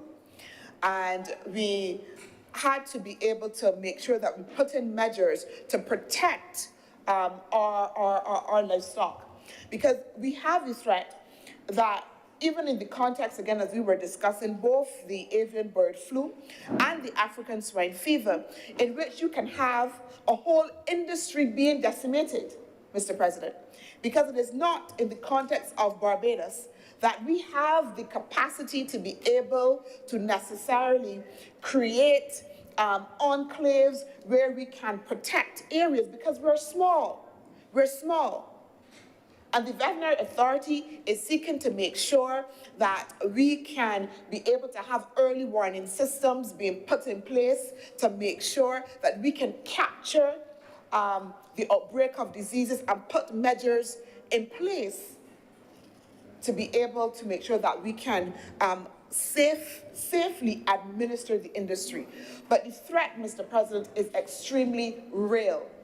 In Dominican Republic in particular, in the context of the African swine fever, where now the reports are that it's much out of control, there is suggestion that they might have to cull the entire crop, which is reported to be as much as 1.8 million pigs that will have to be slaughtered if, again, the situation cannot be arrested. That's decimation of livelihoods that we are talking about. So again, Mr. President, when we look at legislation like this, again, and I go back to the point of transformation, I go back to the point of the impact on people's lives, that if we don't have this legislation, this level of protection and administration, Mr. President, of our agricultural sector, that we can have a very real problem that impacts on livelihoods. Could you imagine again, Mr. President, the dissemination of our whole poultry sector? Mr. President. And that is a very real and present danger that in the context of this bill, we are trying again to ensure that there are appropriate measures that will be put in place. Mr. President, there's also the potential of what are called zoonotic diseases, and these are diseases that spread between animals and humans, Mr. President, as well. And, you know, when I'm not necessarily in agriculture, but as I prepared for this debate and I came across, you know, all of these terms and incidences that could potentially happen, that sometimes we are not necessarily aware. And because we're not aware, we therefore do not appreciate the need to have the necessary framework and protection that is necessary. So again, Mr. President, the potential for us to have diseases, and diseases, Mr. President, that can be spread even by simple thing of the importation of animal feed, if it is not properly checked. Mr. President, if is not properly certified and notified, these are the things then that can then spread diseases through animals and then potentially as well through humans, Mr. President. And that, in the context of everything that we have been through, is not something, Mr. President, that we would want to contemplate. And therefore, in the context of the bill before us, if we look at Part 4, which focuses on veterinary public health, this is a new section which was not have been previously covered in other legislation, and it pertains to veterinary medicinal products and veterinary ante-mortem and post-mortem inspection. Clause 29 of the bill provides the legal foundation for a system for the control of these products, including animal feed that contain veterinary medicinal products. Subclause 29(1) prohibits the importation, sale, advertisement, and distribution of veterinary medicinal products in Barbados, except that they are registered by the veterinary authority. Mr. President, Part 5 as well, subclause 33(1) prohibits the importation, production, manufacture, sale, and distribution of feed in Barbados, except it is registered by the veterinary authority, Mr. President. So again, the bill providing a comprehensive framework of control measures to be able to address potential threats in the context of animal health and veterinary public health as well. Another key area, Mr. President, that the bill addresses is that of cruelty to animals and the welfare of animals, Mr. President. And I hope, Mr. President, you will forgive me if I spend some time here. I've said in this honorable chamber that I'm the proud mama bear of 2 dogs, Royalty and Prince Knight, and I hope that you will note, I do not know where the honorable chamber is laughing, the last name, Prince and Royalty Knight. There are members of the family, and I have said here that I will go off on anyone who troubles my 2 children. There are my 2 dogs, but my 2 children, I'm a mama bear. That is what I said. That's what I said. I do not know what breed they are, Mr. President. These are some very lucky adopted sons.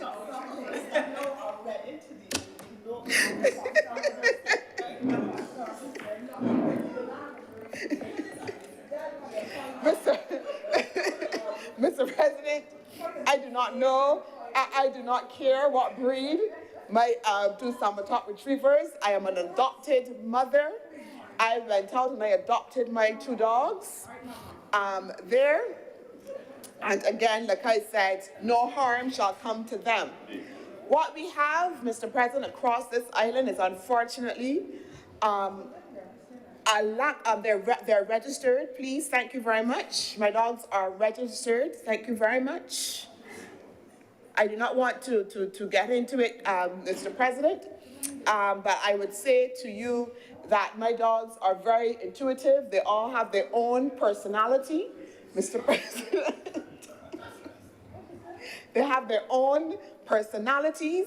And as someone, Mr. President, who grew up very afraid of dogs, did not want any animals, was not a friend of animals in any way, I've come to realize that in the context of creation, God has given us animals that serve different purposes. Some, yes, we need to be able to consume for food. Some for companionship, Mr. President.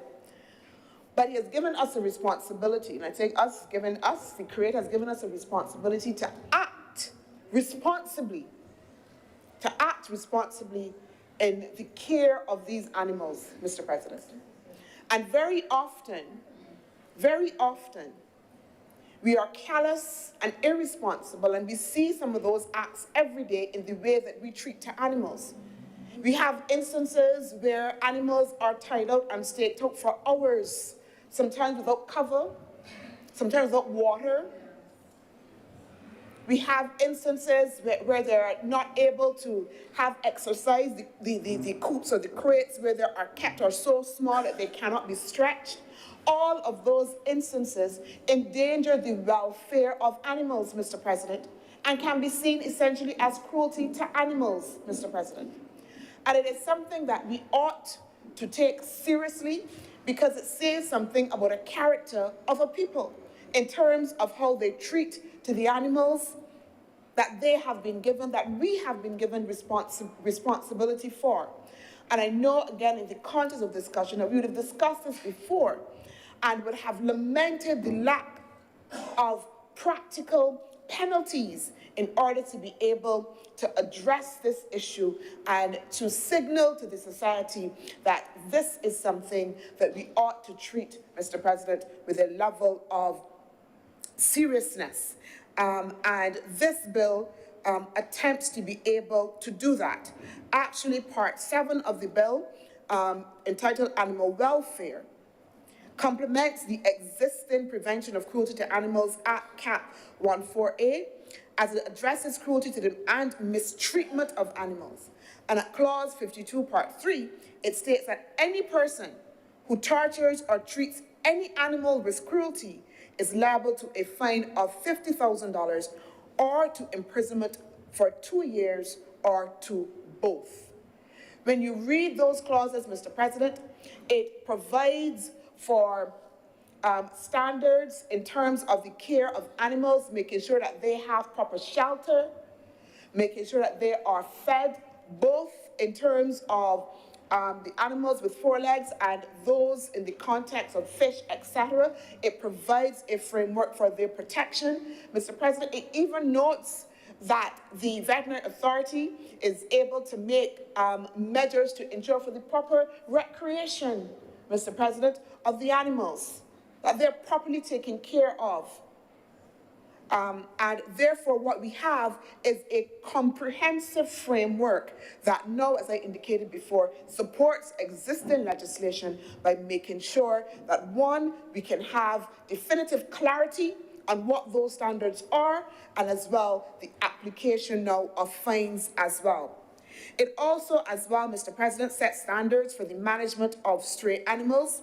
Part 8, as well, Clause 55 of the bill, allows for the veterinary authority to ensure that stray animals do not spread diseases and also to protect their welfare as well. Mr. President, we have a situation, and again, I can speak to the issue of dogs, just again because of my proud mama bear status.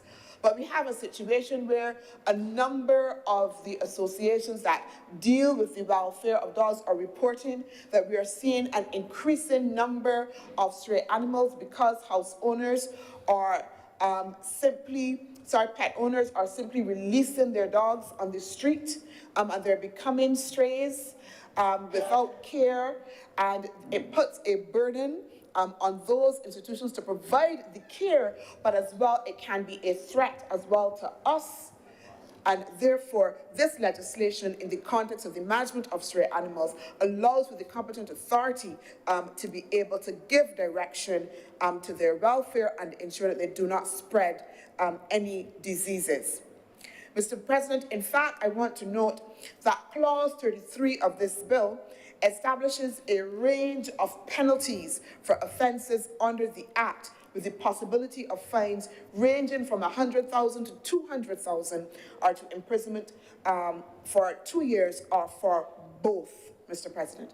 So we have, again, within this framework, the administrative process through the establishment of that competent authority, the establishment of control measures, the provisions for inspections, the provision for certification to help in the context of imports and exports, protection, Mr. President, for all of us in terms of ensuring safety in the consumption of animal products, but as well protection for animal safety and welfare, and a framework that provides, Mr. President, that provides a signal to these societies that we are taking and treating to these matters seriously in the application of the framework. So essentially, Mr. President, as I close, I want to note that the critical elements contained in this bill in relation, as I said, the establishment of the veterinary authority as the competent authority for the regulation of the Act, the prevention of the introduction and spread of animal and other diseases in Barbados that can spread between animals and humans, the control of the movement of animals, animal products, and animal-related items into and out of Barbados in order to safeguard animal health and veterinary public health, the control of veterinary medicinal products as well, as I said before, the implementation of the animal health and welfare standards, Mr. President. Mr. President, with those words, I am obliged, and I now beg that this bill be read a second time. Thank you, Senator Dr. Monroe Knight. Senator Dr. Brathwaite.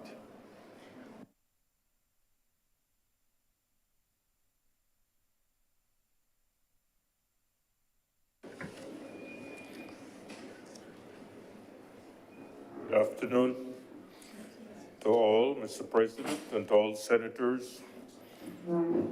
Happy New Year to all. I rise in support of the bill which has just been presented to this honorable chamber on the establishment of a veterinary authority and associated matters. Let me begin by congratulating Senator Dr. Monroe Knight for an excellent presentation for someone who has not been trained in agriculture. She presents a very comprehensive view of the importance of such legislation and its significance for agricultural development. Mr. President, this legislation, which is before us today, the plant protection legislation, which is due to come to this chamber later, are very important building blocks for the development of a modern agricultural sector. And in fact, I think we are following the lead of many countries around the world who over the last several years who have had to revise and update the legislation in order to comply with international standards of the World Trade Organization and other international bodies that treat with this theme, including the FAO. The bill actually is not, in my view, a standalone effort. I remember some 25 years ago,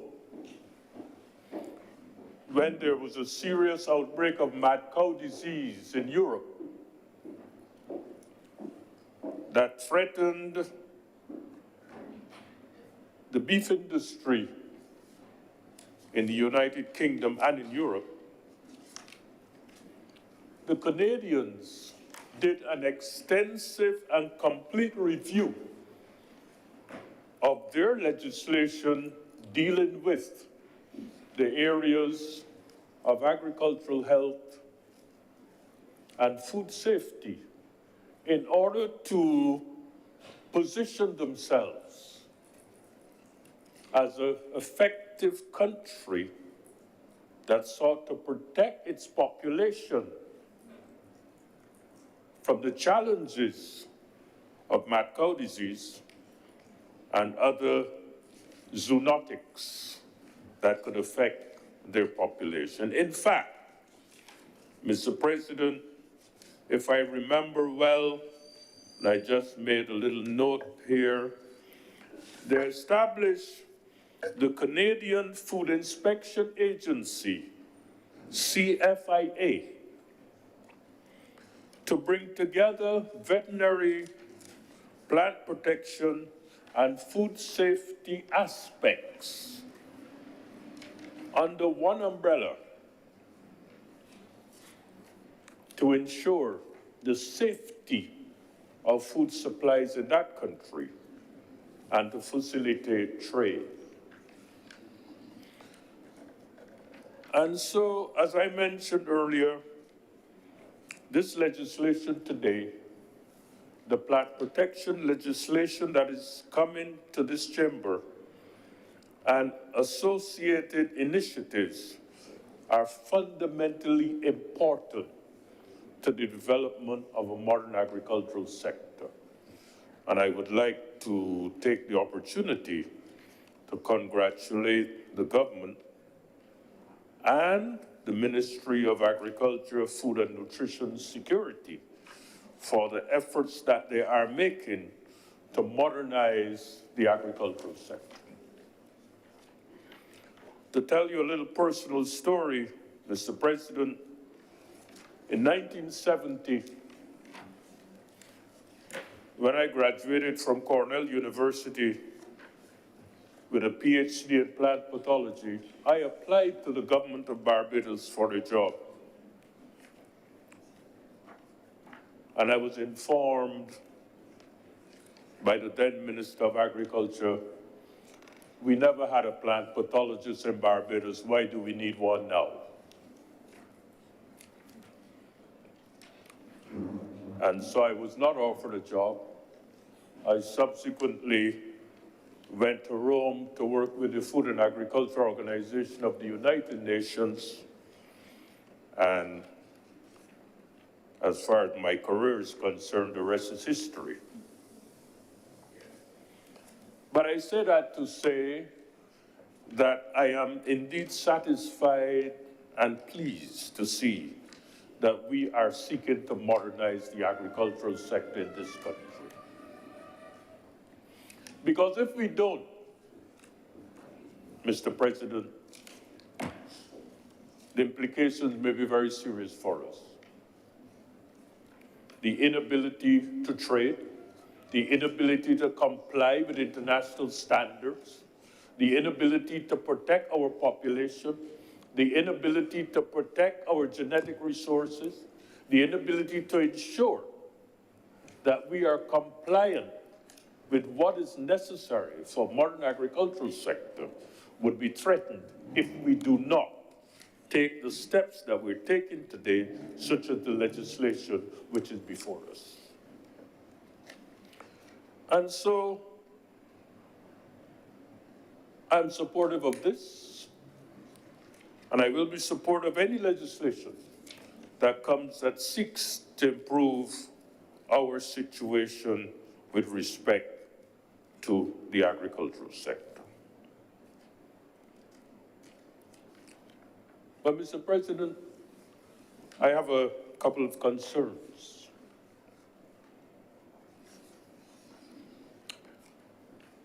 The establishment of the veterinary authority, as has been laid out, its role and ambit, responsibilities are clear. But I have the same concerns today about the veterinary authority that I had last year about the establishment of the Civil Aviation Authority. What is going to be the cost to the taxpayer of the establishment of these entities? Will there be fees for the veterinary services that will be provided? And if so, how much? How much of the operation of these entities will be contributed to by services provided? Or will this be just a charge on the consolidated fund? I'm aware, Mr. President, that the Ministry of Agriculture of Barbados receives a very small portion of the budget. In fact, when we did our analysis some years ago, the ministry was receiving 1.5% of the national budget. I don't think that that number has increased substantially over the years. I have always maintained that one of the jewels of our potential development enterprise is grossly underfunded. We do not put money into agriculture. When we did the analysis some years ago, we found that in Africa and in several countries of Latin America, reported in this document, which is a document of this chamber, countries were investing up to 6, 7, 8, 9, 10% of their budget in agriculture. Most countries in the Caribbean were putting 1%. And yet we speak and we talk about the importance of agriculture. It is important. It is going to help us diversify the economy. It is going to help us to reduce our dependence on tourism. It is going to be the jewel of the future for agricultural development, but we don't put money in it. Our agriculture is grossly underfunded, undercapitalized. It is like having a portfolio of investment, and that particular bond or that stock that can give you the greatest return, you underinvest in it. Therefore, the portfolio overall cannot perform as it should. And I make that point, Mr. President, in the context of a reality that it seems sometimes that we do not understand the importance of agriculture. Agriculture is not about agriculture. Agriculture is about development. Because when we do the analysis and we find that it only contributes 2 and 3% to the economy, that is a misrepresentation. In fact, in many countries, when the analysis was done, agriculture is sometimes 30% of the economy. But you know why it is underestimated? Because we do not do the calculation correctly. Let me give an example. In our country, sugar is agriculture, but rum is industry. But there's no benefit to rum if you don't have agriculture. You have to have agriculture to have rum. That is where the molasses come from. So you underestimate the value of agriculture because you do not look at the backward and forward linkages in the economy. The developed countries will never stop subsidizing agriculture because they understand the importance of agriculture to development. Agriculture is not about agriculture. Agriculture is about development. And because agriculture is about development, the countries of the world, especially the large one, continues to subsidize it. They continue to pour large sums of money into agriculture because of its importance to the overall economy. It is not about agriculture. It's about agriculture in the context of development. And so I'm pleased that we are making these initiatives to modernize the sector. I am pleased that we are moving forward because agriculture has great potential in our country. Neglected it, we will neglect our future. And I hope that the foundation that is being built today, the efforts that are being made by this administration, I've said it before and I will say it again, the efforts that are being made by this administration, by the government, represent some of the most positive efforts that I have seen since 1945, when John Saint said, let us plant 12% of the land of this country in food.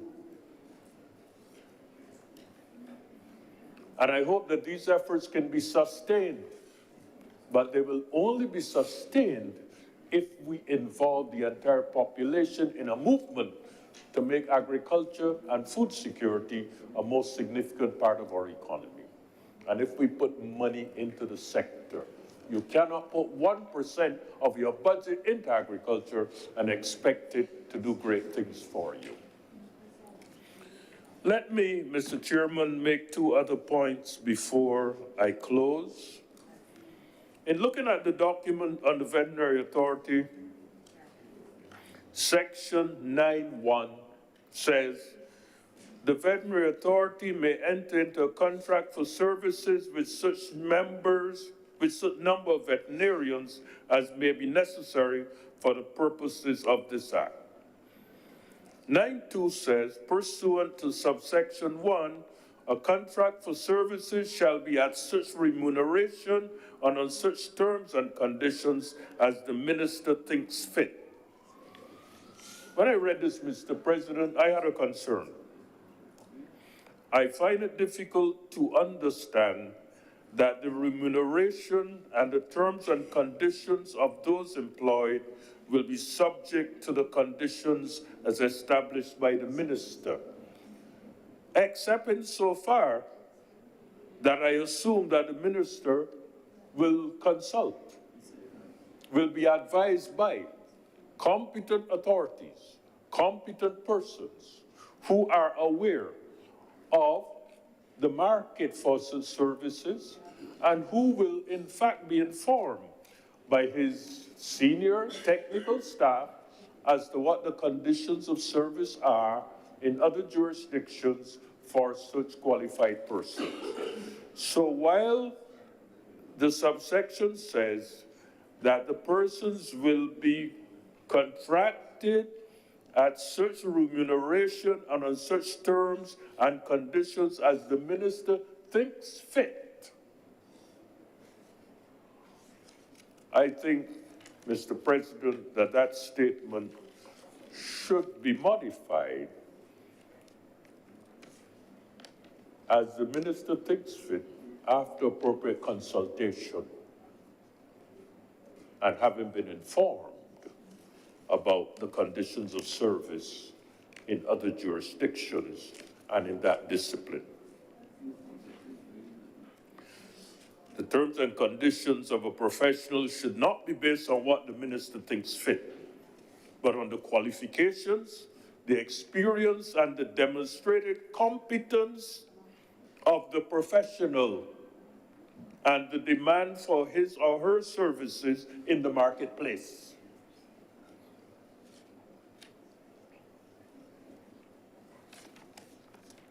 In section 12.1, it states the veterinary authority shall arrange for its own performance to be subject to review, evaluation, and audit by an external body, or shall carry out a self-audit. Mr. President, I would caution against self-audits. My experience is that self-audits are not credible. If we're going to do an audit, it should be by a body who is not involved in the operations of the entity that is being audited. And therefore, it seemed to me that that particular section 12.1, where self-audit is being considered as an option for transparency and accountability, would be a questionable action, in my opinion.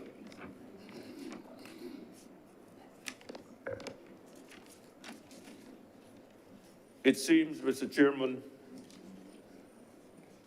to me that this is an important piece of legislation that seeks to continue to help us to establish that foundation on which we build a modern agricultural sector, and I congratulate the government for the initiatives that are being taken. I thank you.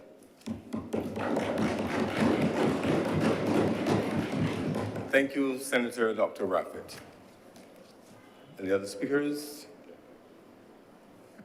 Senator Dr. Hines. Good afternoon, and thank you again, Mr. President, for acknowledging me. I do want to express my appreciation for having an explanatory memo accompany this legislation. It was very helpful. And it did indeed help to guide me through the legislation, in particular where there were places I had some questions. I could refer to that, and it was truly helpful. There are a few things that I would like to say on this legislation. One relates to how important this is. Right now in the United States of America, we are seeing supposedly the worst avian flu outbreak in US history, affecting much of the country, affecting poultry, wild birds, and even bears, I'm reading in some places. This outbreak has been ongoing for a full year. So these are serious issues that we do need to consider. I think it's also important for us to consider some of what Senator Dr. Monroe Knight spoke about, the treatment of our pets, animal welfare in general. And sometimes I think we do not treat to this as seriously as we should. Perhaps it is cultural. So these are important things in there. So there's two areas really that I wanted to focus on. One relates to compensation. So in this legislation, at clause 28, there are provisions for compensation. And if I can just bring that up. For compensation at 28, the minister may, on the advice of the chief veterinary officer, out of monies voted for for that purpose by Parliament, order compensation to be paid to owners of animals destroyed in order to achieve eradication, control, or prevention of further spread in Barbados, or the introduction into Barbados of a notifiable animal disease, and it goes on. And this is where the owners have complied with orders and directions lawfully given, and it goes on. I think this is really useful because I cannot imagine how devastating it would be to someone who has a poultry farm or who has pigs or is in some other area to have everything destroyed because of something that is going around. And this will hit at the heart of their ability to provide for themselves, perhaps to continue to conduct their business. So this is an important inclusion here in my estimation. But I am a little bit concerned about if we have an outbreak at the scale of what we are seeing in the United States of America with regard to avian flu. Let us say we see a significant outbreak, not necessarily in that area, but in any area. And many farmers, many persons who have animals have to destroy theirs. What is the capability of the government to compensate all of these persons? And I know that we will try our best to do so. But it raised in my mind an issue relating to insurance. And I have seen this. The Barbados Agricultural Society has been exploring at different times the ability to have insurance for persons who have different types of farms to protect them in the event of things such as natural disasters. So I saw some of this relating to when we had that eruption. That was that last year? 2021, I believe. And some of the difficulties that farmers faced. And I really think that we need to do some awareness raising and perhaps also have some engagement with the local insurance providers so that farmers can also seek to protect themselves in the event that such things do occur. What I'm saying is that so that the government does not have to compensate every single farmer in the unlikely, and I hope, I shouldn't even say unlikely, let us say the unwanted event that we have an outbreak of something that affects many of our producers. I think this is something we have to look at very seriously, just as we think about other types of protection required in the face of climate change. I think this is something that we need to really look at so that farmers are not left out there waiting to see if the government will authorize compensation. So that's just one area that stood out to me. I'm not an expert in this area, so I will focus on the other things that came to my attention. So one is clause 10.3. 10 subclause 3, which speaks about inspectors and the fact that inspectors can be employed under contract for services. I don't know what the reason for this is. I don't want to speculate, but what I see as inconsistent here is going from 10.3. So if you're employed under contract for services, this means you're not an employee. You're not an employee of this new veterinary authority. Then at 71, there is the good faith defense. No member of staff of the veterinary authority, official analyst, official laboratory, or other government department shall. And this then protects them from liability against a lawsuit. What happens with the independent contractors who are not members of staff? Are these persons protected if they are conducting their activities in good faith? And I don't know if this is a minor oversight, if it is perhaps my misunderstanding. If it is, somebody can tell me. But it may not be minor to the person who is on a contract for services and then finds themselves in this position. And someone may stick out and say, well, this person is not a member of staff. So I think that this needs to be addressed to ensure that these independent contractors who are serving as inspectors are also protected in the same way as persons who are members of staff. They probably won't get other things as members of staff, but they should get this protection. The final thing that I want to point out is clause 64. And clause 64 does not provide penalties for offenses committed by inspectors, official analysts, or other officials of the veterinary authority. However, the same explanatory memo that was very helpful on page 28 notes with relation to clause 64 that penalties are present at subclause 3. And these penalties are that such individuals would be ineligible for reappointment or can face disciplinary action under the Public Service Act, Cap 29. If you turn back to the legislation that is before us, that is before me at least, and I went back to the website to see if I was looking at the right thing, there is no 64.3. There is 64.1, there is 64.2, there is no 64.3 present.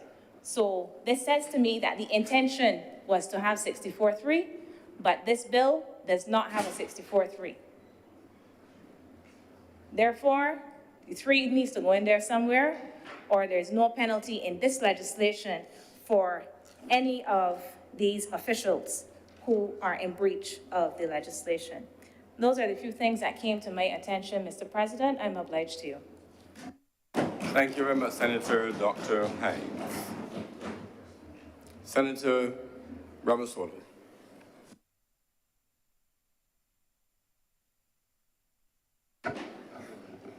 Thank you, Mr. President.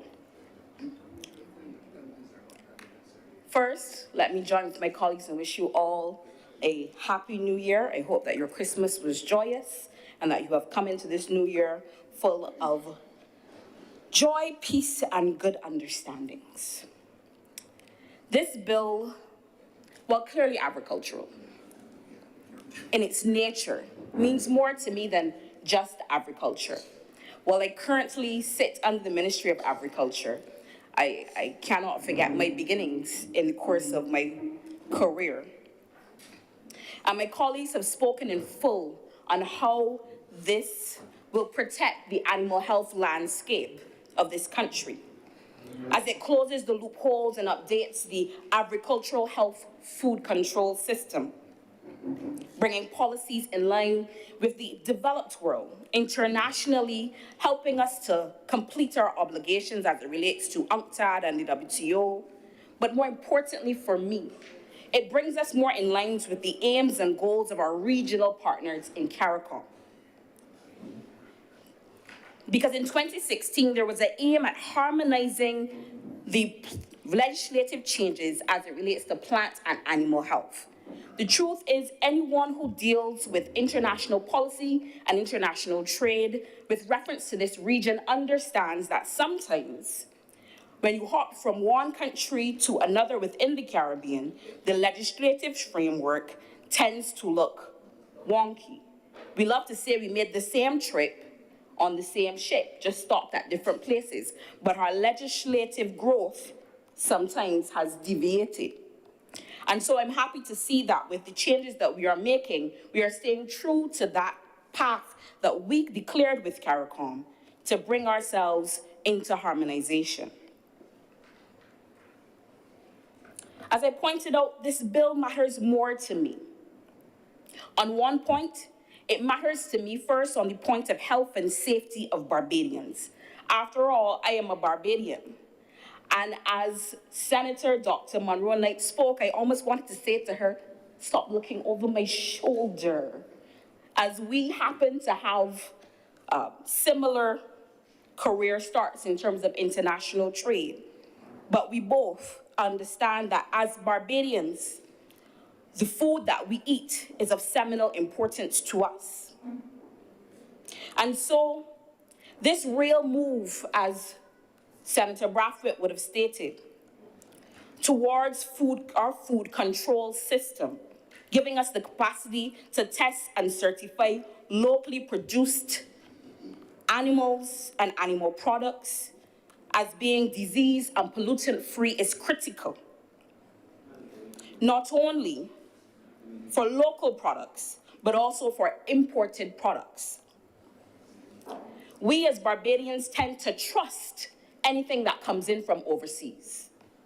We trust that somebody somewhere in some far off place did the right tests that were necessary, so we ain't gonna worry too much. I would urge Barbadians to research the concept of food adulteration. I've spent the last couple of days watching some documentaries that would give you a bit of a horror as you go into the supermarket and have you looking at the things in your grocery cart as though they had crawled from somewhere else. Food adulteration is defined as the intentionally debasing or contaminating the quality of food offered for sale, either by admixture or substitution of inferior substances, or by the removal of some valuable ingredient. This can occur in both animal and plant produce, in both raw or in finished product form. It can be many different things. It can be adding sand or pebbles to fish which is being weighed, so it weighs heavier and therefore brings a better price. It can be adding an injection of food dye to your tomatoes or to your avocados, or indeed to plantain to give it a fresh, popular, satisfying look that would encourage patrons to pick them up. It can be adding cheap or inferior substances to those which are good, either in part or in whole, to change the weight and nature of the product. It means that this act to me means so much more, because when it comes to the point of food adulteration, these things have real-world effects. Adding dust and pebbles can give you liver disorders or toxicity in the body. Adding water and starch to some products, particularly milk products, can give you stomach disorders. So to me, the serious effects of these things on the health of our consumers is paramount. And so I'm glad to see that we are making steps towards that.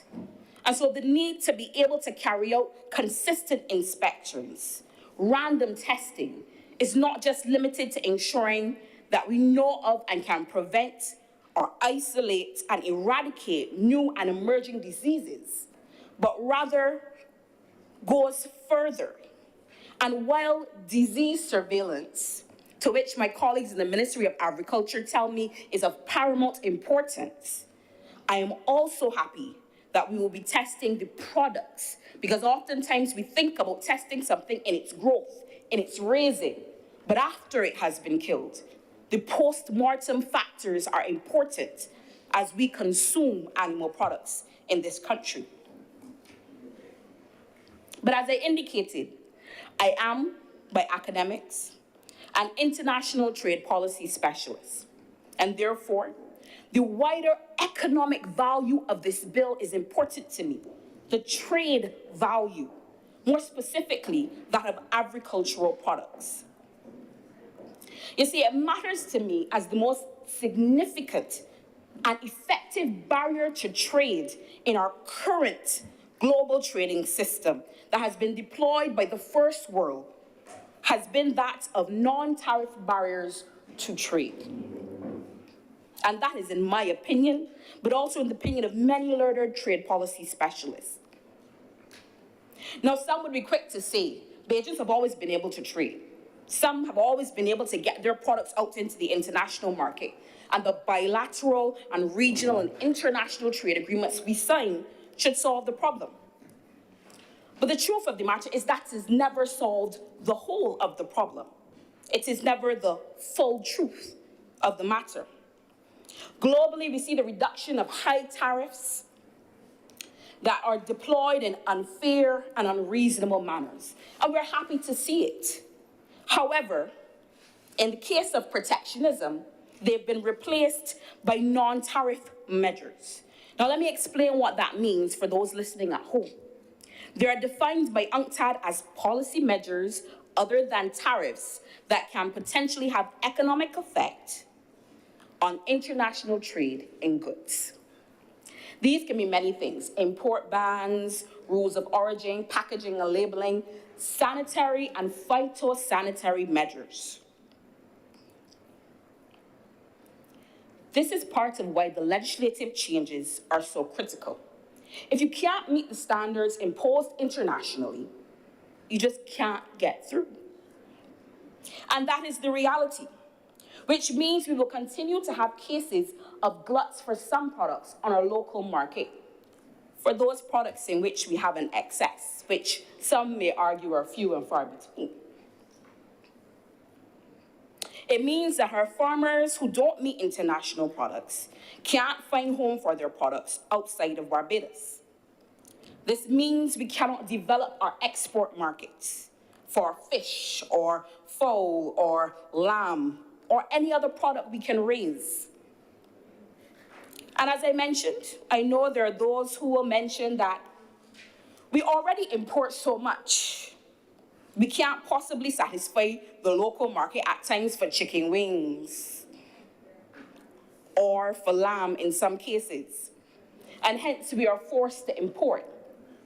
But the reality is, and I want to say to them, if we can show our farmers how to grow to international standards, they will do better. At its basics, it's a business proposition. If my products are accepted in more markets, it means my market space is bigger. My profits will be more. That means I can invest more back into my business, hire more people, expand my market penetration in other areas. That is the practical side of trade. It is not just something that happens in boardrooms in far-off places. It is meant to be taken out of those boardrooms and put into areas, into functional, productive areas. It is meant to be explained to those persons who work in those areas and meant to assist them in bringing practical functionality to those agreements. It makes no sense to say, man, we can never get there, so why bother? Keep your standards low and let the people cut and go through. My firm belief is that when you know better, you are obligated by God and country to do better. But beyond this, beyond my own internal belief that we should all be on that road of self-improvement, Bajans deserve the best quality of food, whether grown here or imported. They deserve with limited pesticides, free of contaminants, and aimed at benefiting their health. That must be our first position. Bajans deserve better. I know I deserve better, so I believe so for the rest of my country. Our second position should be the opportunity to remove the barriers that limit our ability to produce and to export off of these shores. This limited export capacity leaves one of the possibilities of economic drivers off to the side and stops us from the potential of bringing in more foreign exchange. Now, I know it is likely to happen, so let me state clearly, this is not a magic bullet. This is no way going to solve the problem. As I indicated earlier, non-tariff measures are sometimes wielded as a weapon by developed countries. Their aim is to protect their local markets. And so, there is potential that this will always be some parts of the problem. The former chief of trade at UNCTAD, Simonita Zarili, I apologize if I've called the name wrong, has pointed out that the work done to liberalize the agricultural sector globally is undermined by the protectionist use of sanitary and phytosanitary measures. This is something we, as a developing world, continue to push against because it represents real hard revenue. Sometimes we sit and stand in this place and we speak through microphones to cameras and persons assume that what we say has no relevance to their lives. This is one area that represents real hard revenue. In the late 1990s, for example, European countries banned fish from Kenya, Mozambique, Tanzania, and Uganda due to concerns about their sanitary standards and control systems. And Uganda lost $36.9 million in potential earnings. This isn't just arbitrary to Africa.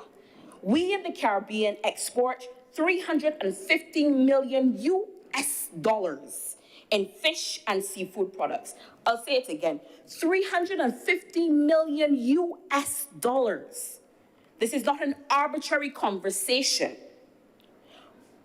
Barbados has an exclusive economic zone of, I believe, 200 nautical miles, which translates to about 370.4 kilometers. One of my learned senators, I'm sure, will back me to that effect. So the bottom line is there's potential out there in those shores. But if you can't have access to international markets, if we do not locally raise our standards and meet these things head on, that potential will remain where it is, out in the deep blue sea. And so, I want to take my few remaining minutes to zoom in on a few other aspects of this bill, because I feel that we truly understand the economics of the thing. So, similarly to Senator Brathwaite, I'm happy to see that we have the Veterinary Authority and their enhanced responsibilities and adequate positions.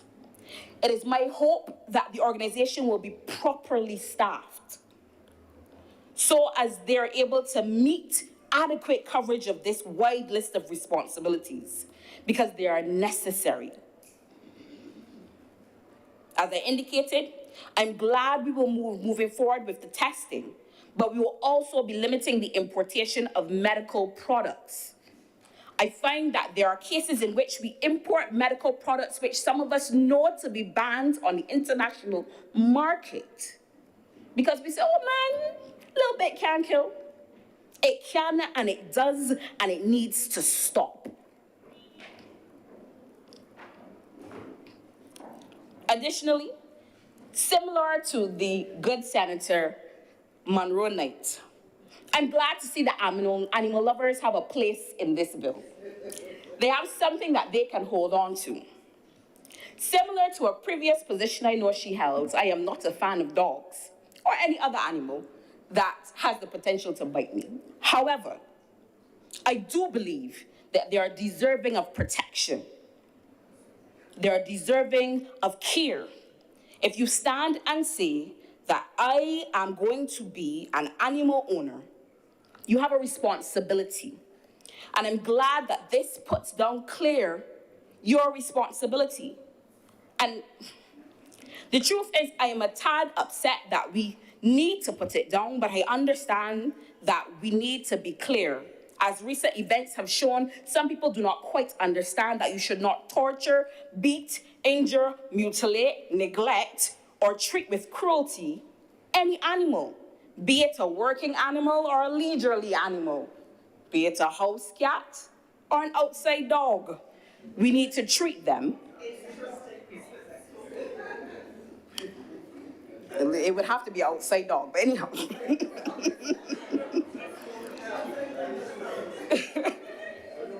And I'm glad that it puts in real practical terms the penalty for such. Because $50,000 in an easy amount of money to come by.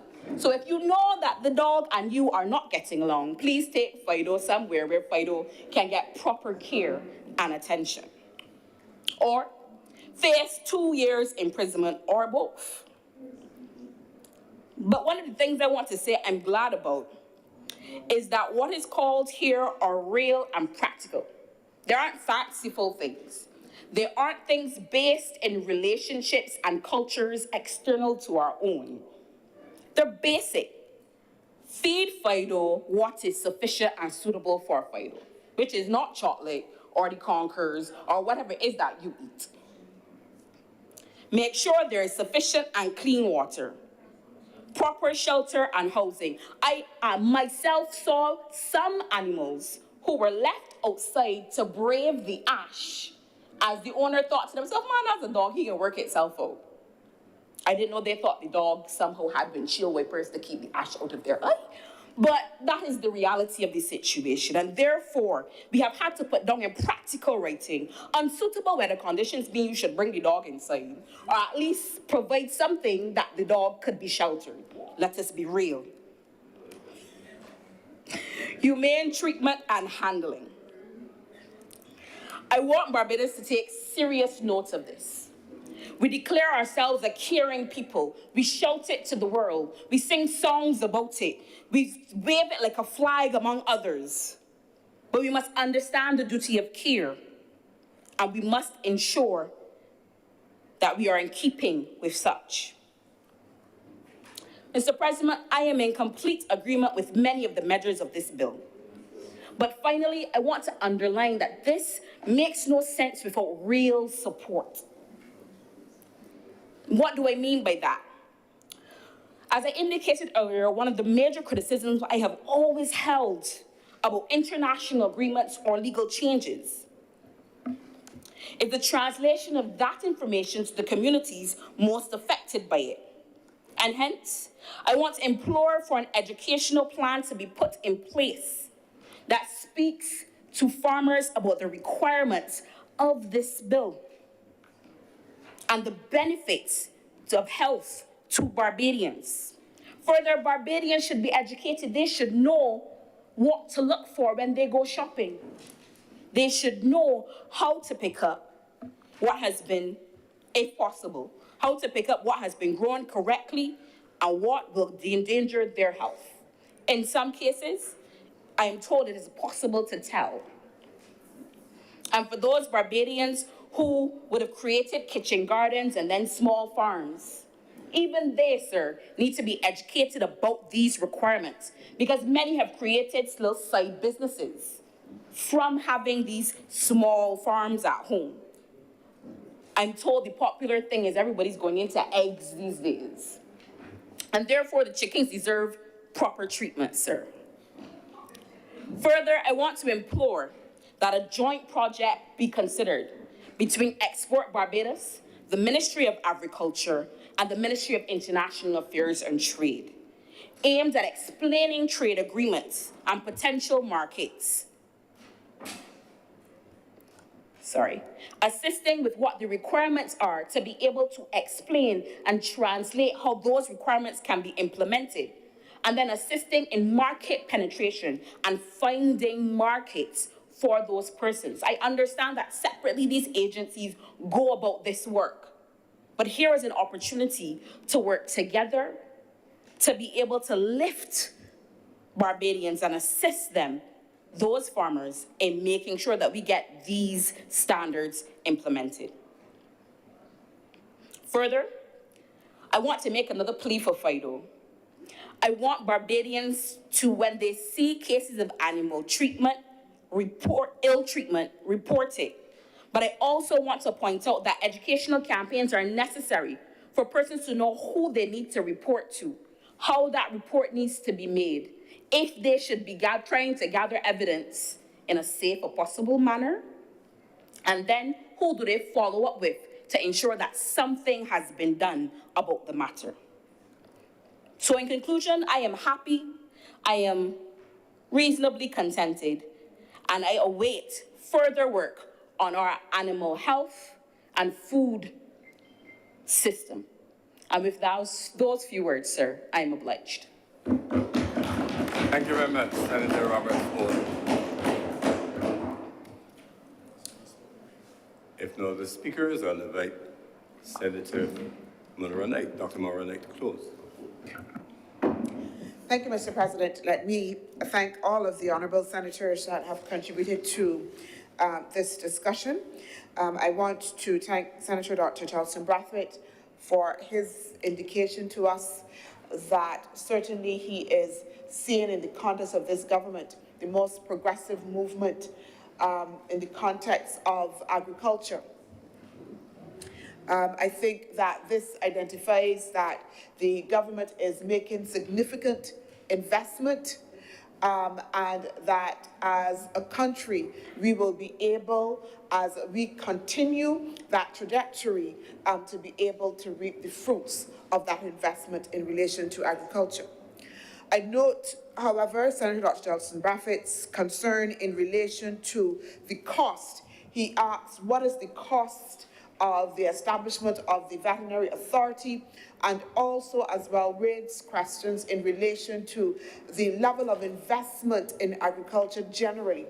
Now, I do want to say, Mr. President, that in the context of the debate, I did seek to limit the debate because I know that we will have additional opportunities. There is a private member's resolution on the table that will allow us to have a fulsome debate on agriculture and to speak to a number of developments and innovations that are happening and how the government is treating to agriculture just generally. But I do want to respond to the concerns that were raised in respect of cost and investment in agriculture. And to note, of course, that government is obligated in the context of its estimates exercise to make provision for entities and processes in which, of course, there is legislation that is passed. I do also want to note that the government is also engaging in a proactive model in which not all of the resources for transformative projects have to come directly from the government budget. Yeah, so that we are seeking to partner with agencies through grant financing very much in order to be able to build out the level of investment that is required in the context of a constrained environment. At the same time, however, Mr. President, I do want to know currently that the budget for agriculture is around $65 million currently, and that is then supplemented, as I said before, through projects and programs with other international agencies as well.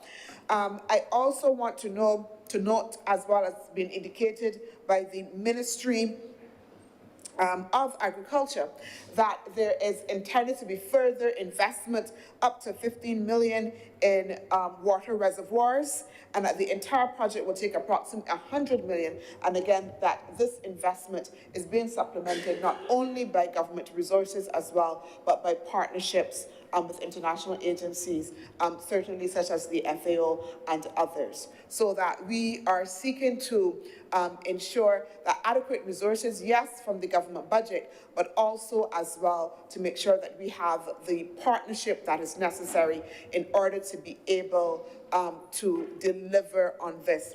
I also want to note that, again, in the context of the establishment of posts within the government service, that where that establishment of posts happens, of course, then they have to be provisioned within the context of the estimates in order, once that post is filled, in the context of the emoluments, etc., to be able to cover costs. So to assure Senator Dr. Charleston Brathwaite that the government, in the context of the importance of this particular bill, will make the necessary provisions to make sure that it comes to fruition and that we can have the necessary structures in place as well. I also want to note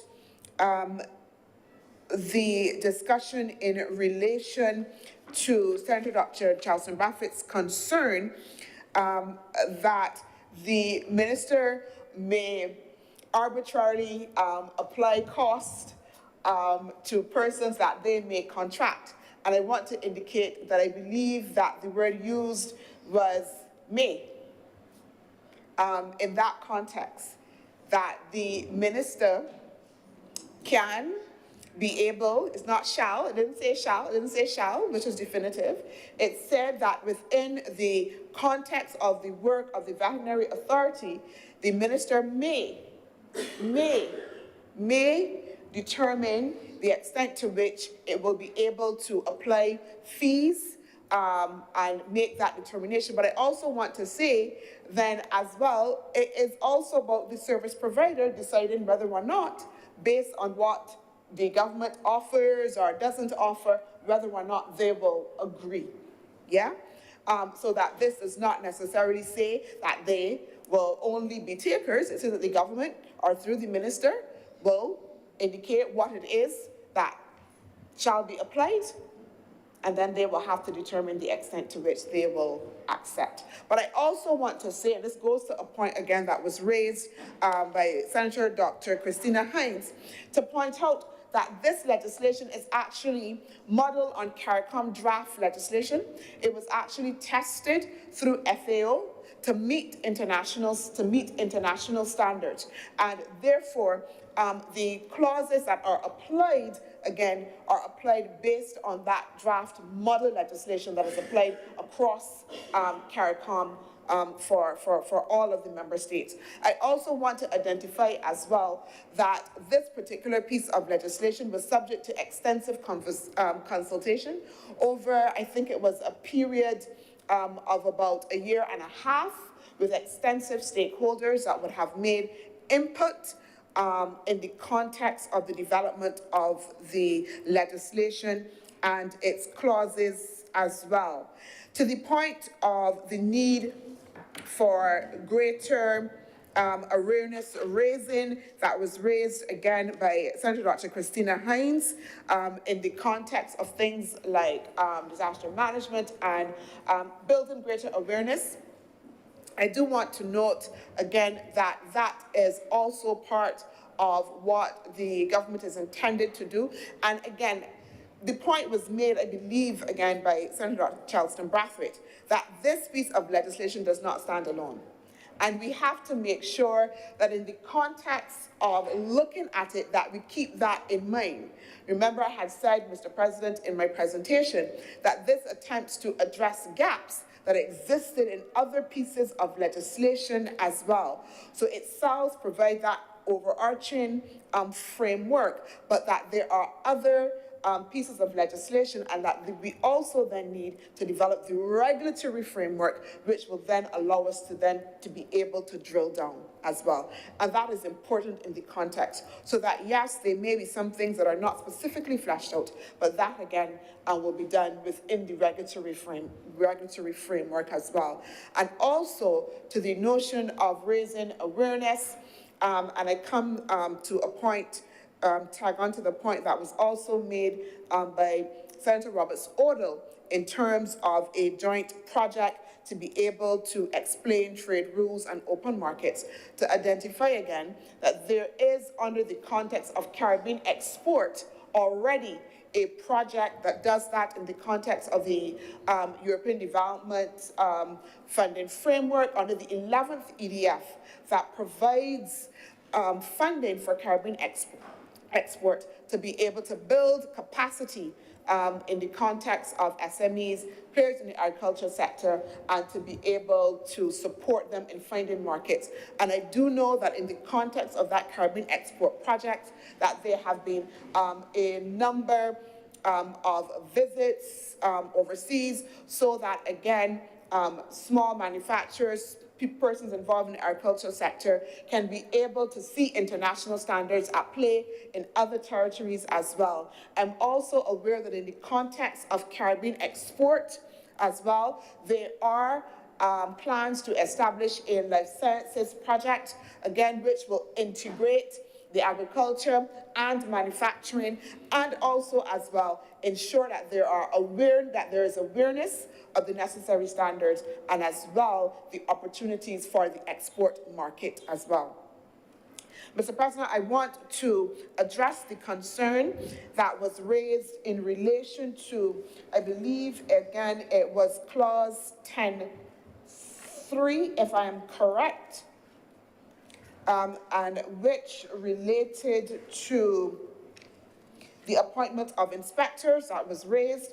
And again, to point out, again, the veterinary authority may enter into a contract for services with such number of persons as be necessary to be inspectors.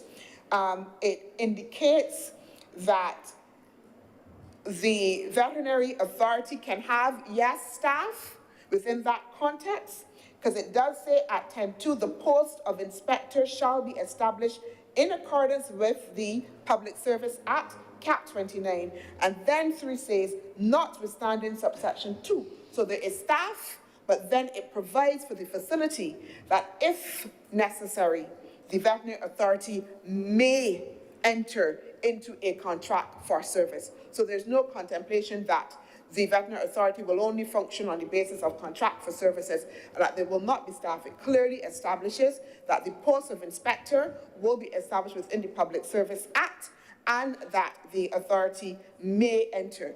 In the context of a contract for services, Mr. President, contract for services exists not only in the context of this legislation. There are terms and conditions for a contract for services.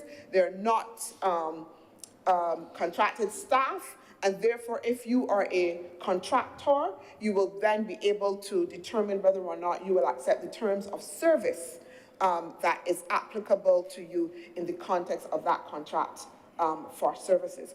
I do want to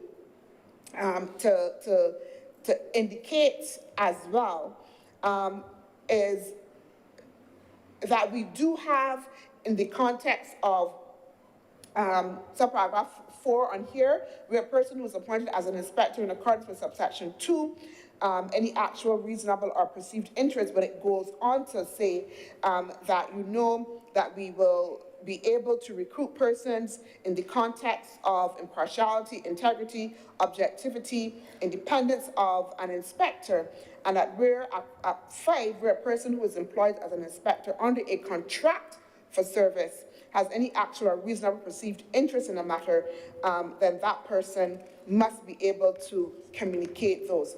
So, Mr. President, what I'm signaling here is that, yes, there's provision for contract for services. There's provision as well to be able to deal with where we have conflict of interest for those contract for services, but that the contract for services is a person then who has to essentially be able to function on the parameters of the service that is offered. In the context, Mr. President, of the question that was raised in relation to clause 64 and the discrepancy with the explanatory note, clause 64 spoke to offenses by officials. Senator Dr. Christina Hines raised that in the context of the explanatory notes, there was reference to a subclause 3, and that there was no subclause 3 in the actual legislation.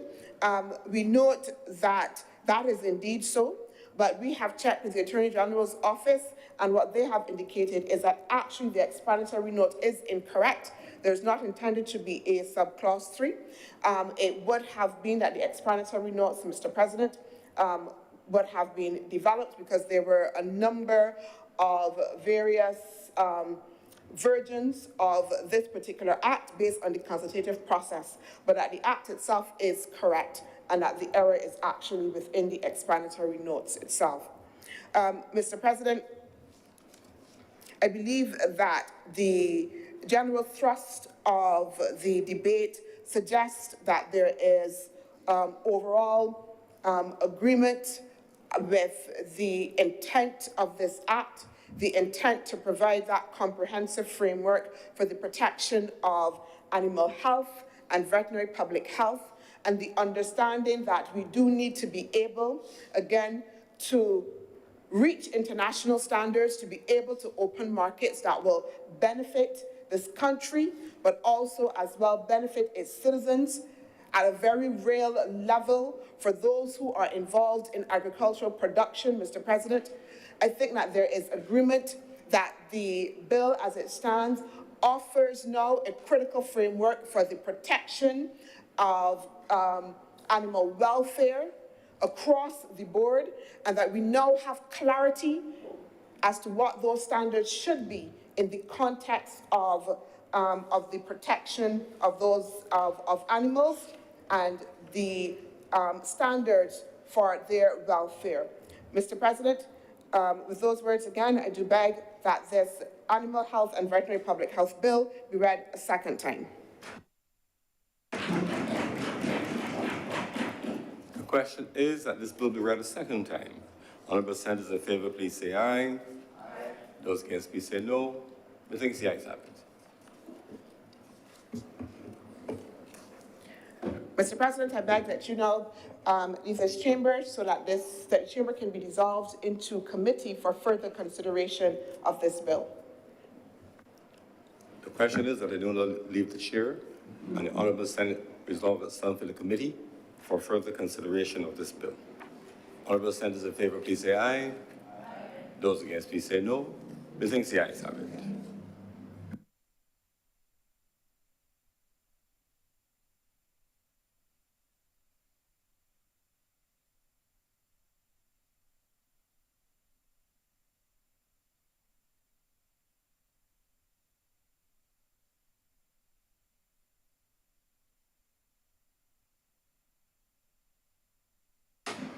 This House is now in committee. Madam Chair, this bill is a very long bill. So we are seeking your permission and the Senate's permission to call in parts and clauses. Permission granted. Part 1, clauses 1 and 2.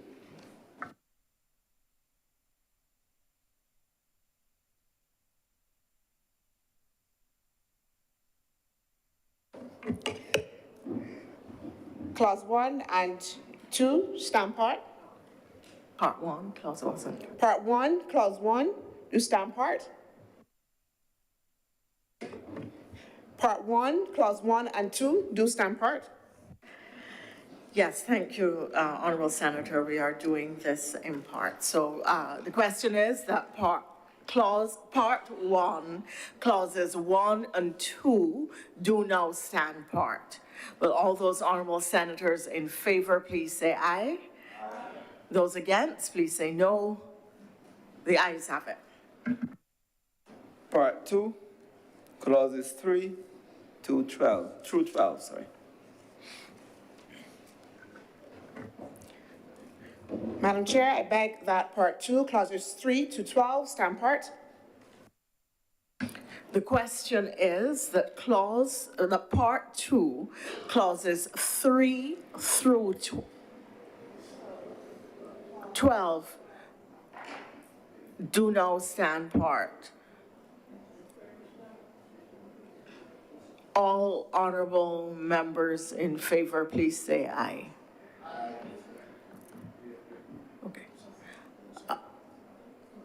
Senator Dr. Charleston Brathwaite. Thank you very much, Madam Vice President. During my earlier presentation, I had raised the issue of the fact that this bill contains in clause 12.1 the opportunity for performance review incorporating the use of self-audits. And I was concerned that self-audits do not provide the kind of accountability and transparency that is appropriate for the management of public funds. We have heard and we have seen issues related to reports of the Auditor General, which raises questions about the management of public funds in various entities of government. If we institutionalize the concept of self-audit, I fear that we may have a situation where entities begin to do self-audits of themselves, and consequently, we lose transparency and accountability. I therefore suggest that in this particular case, self-audit should be removed from the clauses of this bill.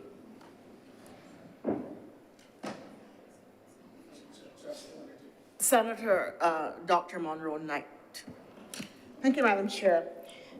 I want to read for this honourable chamber, clause 12.1. It says the veterinary authority shall arrange for its own performance to be subject to review, evaluation, and audit by an external body, or shall carry out a self-audit. I do want to note, Madam President, I am also one of the things, a specialist in organizational management, and I have designed audit instruments for organizations. And the undertaking of a self-audit is an accepted standard.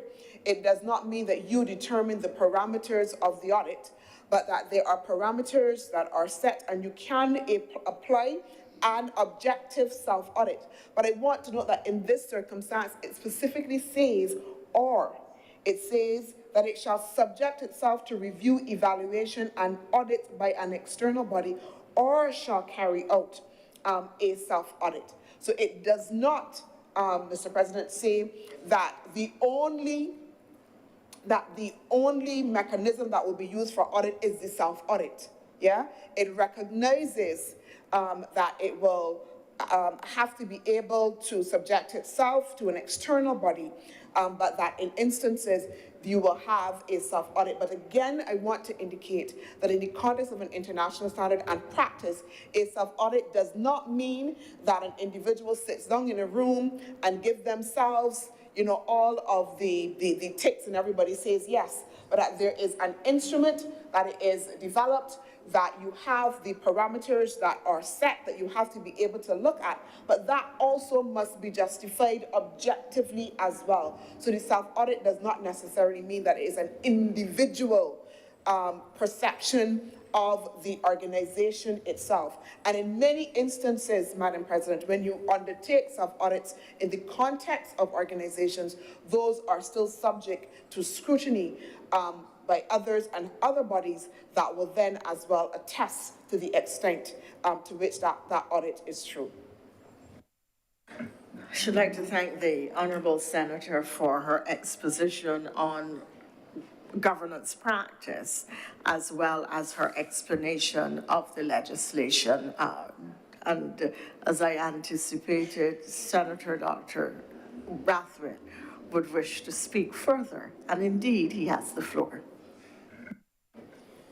Thank you, Madam President. I understand the points made by Senator Monroe Knight, and I believe that in order to accept those self-audits is an appropriate way to evaluate the use of public funds, the criteria for those self-audits should be appended as part of the legislation or should be referred to.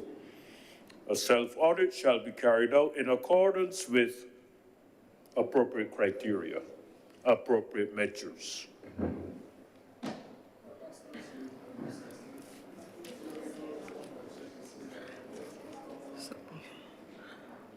We would note, however, that the use of a self-audit, even within the parameters suggested by Senator Dr. Monroe Knight, would not preclude the oversight and the audit of the Auditor General, so that insofar as you are urging transparency in practice, it would appear that there is transparency, but the Chamber has heard you, and I think that we have to, since the Honourable Senator on behalf of the government is not offering an amendment, then what we must therefore vote on whether we go forward or not.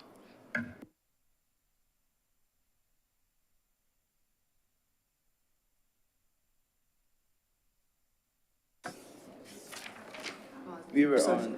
So we will then vote on part 2, clauses, is it 3 to 12? Part 2, clauses 3 to 12. The question is that part 2, clauses 3 to 12 do now stand part. All those in favor, please say aye. Aye. And those against, please say no. No. The ayes have it.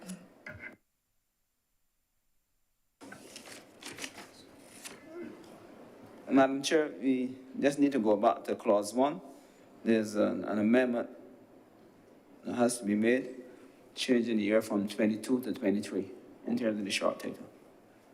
The The Chamber reverts to clause 1 to address the issue of an amendment in the short title. As honorable members would be aware, honorable senators would be aware, when the legislation would have been drafted and come to the chamber, the year would have been 2022, and therefore the short title of the legislation would have so reflected. We are now in the year 2023, and therefore for accuracy, given the timing at which this legislation will be debated and subsequently enacted, the short title must bear the correct name, the correct date, I beg your pardon, of 2023 instead of 22. So we are reverting to clause 1, and therefore, if we could read the amendment of the title, please, Senator Monroe Knight. And that would be to facilitate the question being put so that there is accuracy for the chamber to to say whether it is in favor or not. So we are not changing anything substantive. It is merely a matter of a change of date. And I don't think that that in itself is an issue which will excite any debate, or that maybe it will. Senator Monroe Knight. Madam Chair, I do ask that the short title to this act be amended and that it may be cited as the Animal Health and Veterinary Public Health Act 2023. The question is that the title to this act be now amended and cited as the Animal Health and Veterinary Public Health Act 2023. All those in favor, please say aye. Aye. And those against, please say no. The ayes have it, so we then move on to part 3. Yes, ma'am. Part 3, clauses 13 through 28.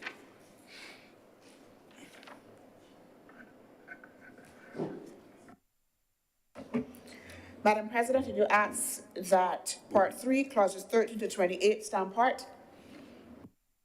The question is that part 3, sections 13 through 28 do now stand part. Will all honorable senators in favor please say aye? Aye. And will those against please say no? The ayes have it.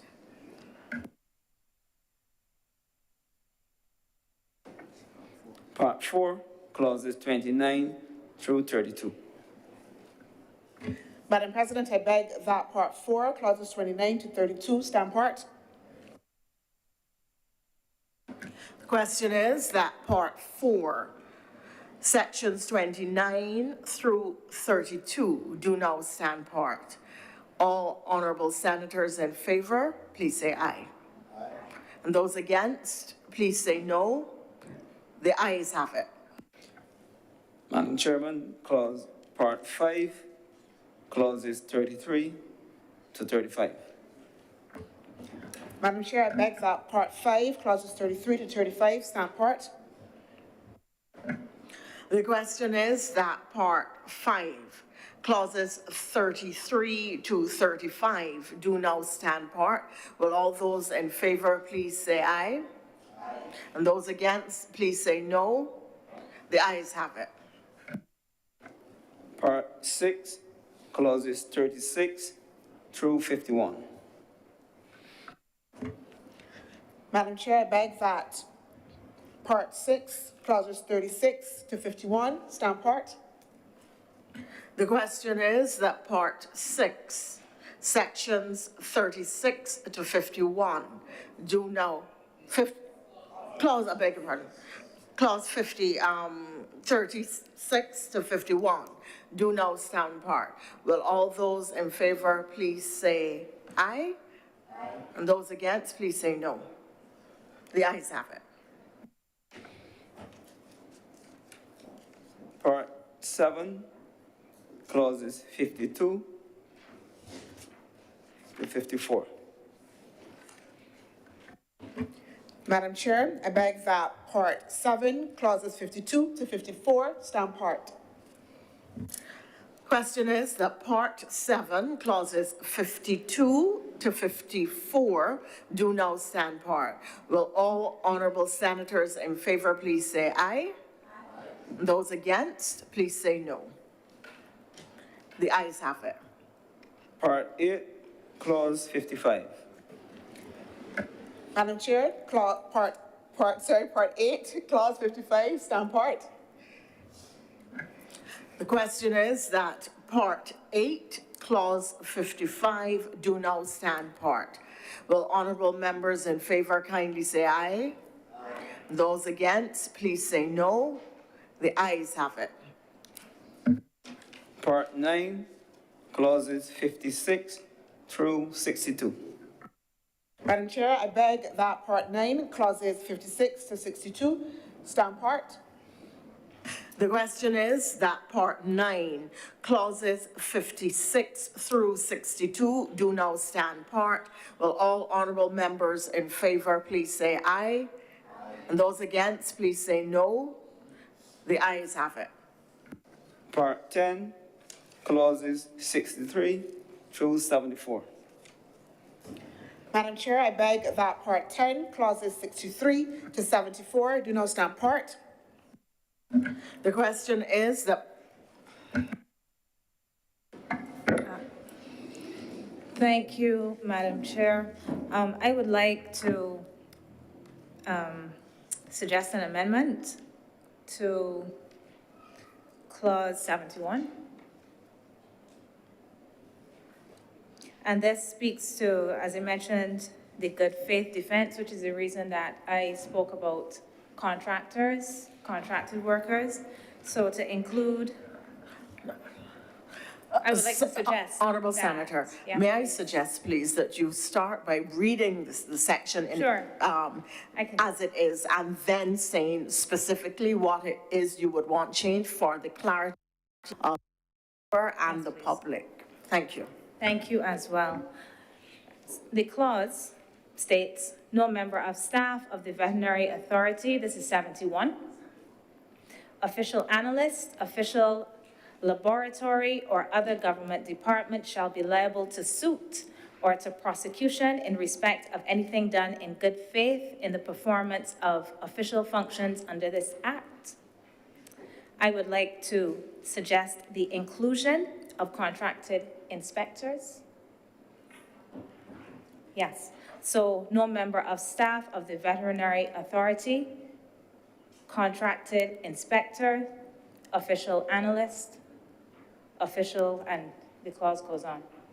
Because it seems to me that it might, let's put it that way, be an oversight that these contracted inspectors may be left liable to suit as they are not members of staff.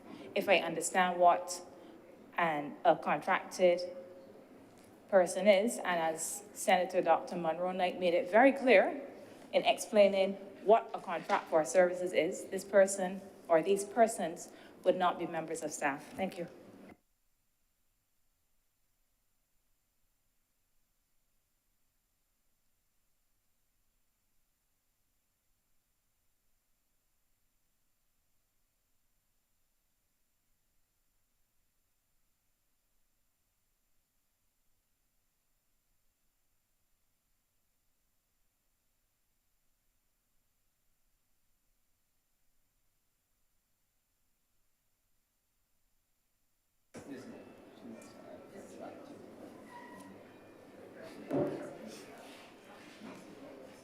Senator Dr. Brathwaite.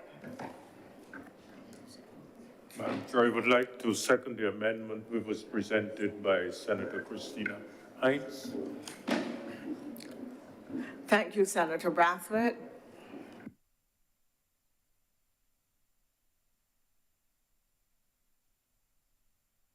The matter is being contemplated. We await the end of the contemplation.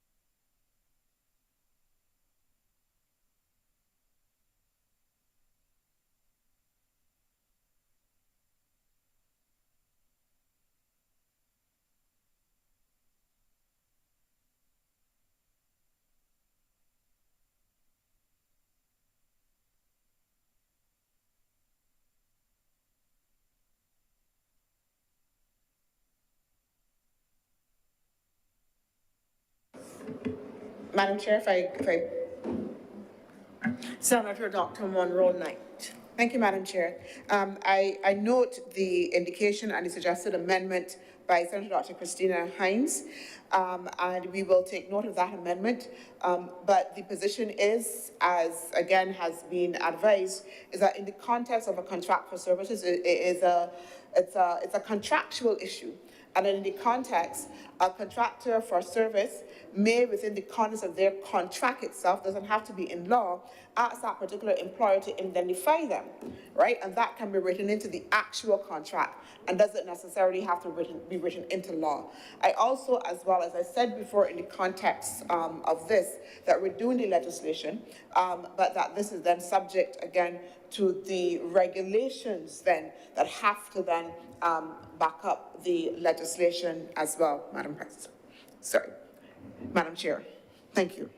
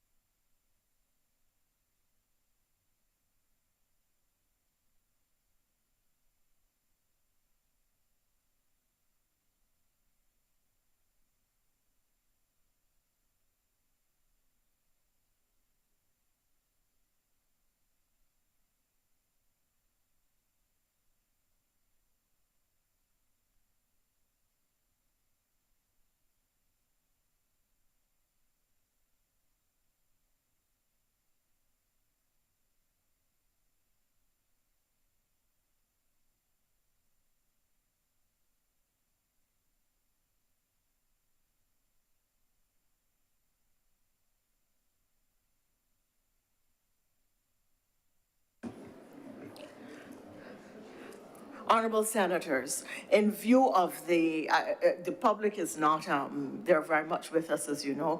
They're not party to the legal discussion that is currently going on. And I think that in view of this legal discussion that has arisen as a result of the suggested amendment, that we should take a 10-minute suspension so that we can have a full and rich discussion of the issue, interrogate it fully, and then come back, perhaps with the benefit of greater legal insight, at which time the chamber can make a decision as to how it is proceeding, how it will proceed. So the chamber is, oh no, I have to call back, I have to call the president back.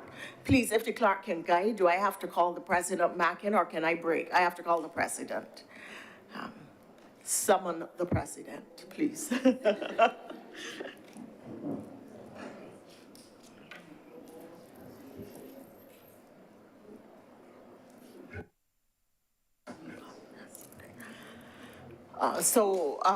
I'd like to report progress to His Honor the President, for you to do.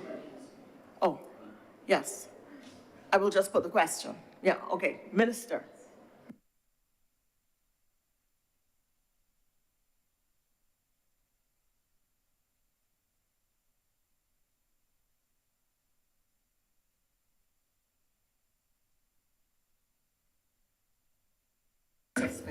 Madam Chairman, I beg to report progress on the status of the discussions in committee and report to His Honor the President.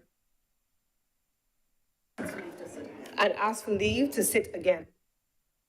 The question is that we report progress to His Honor the President and seek leave to sit again. All those in favor, kindly say aye. Aye. And those against, please say no. The ayes have it.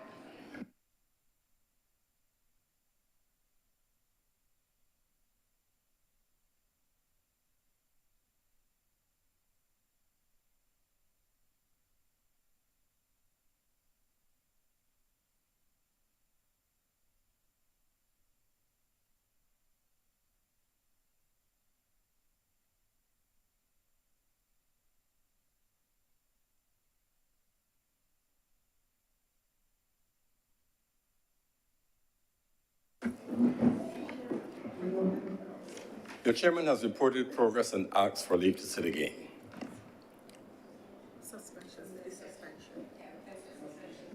Senator Dr. Morronite. Mr. President, I beg for that the sitting be suspended for 10 minutes. The question is that this sitting be suspended until 2:50 p.m. today. Honorable senators in favor, and that's 250, as we've passed the 15 already, for the, as the reporters.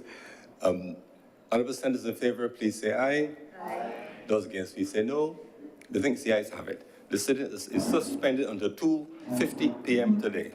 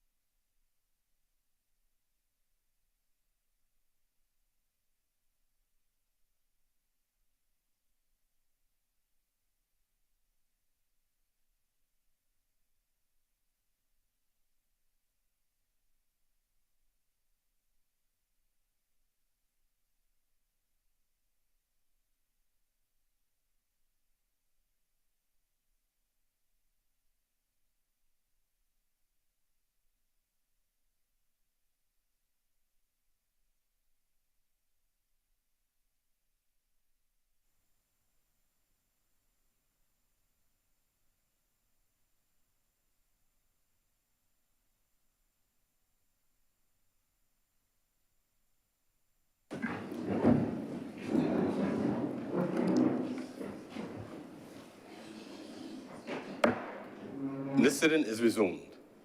When the suspension was taken, the Senate was in committee, and to that they shall revert.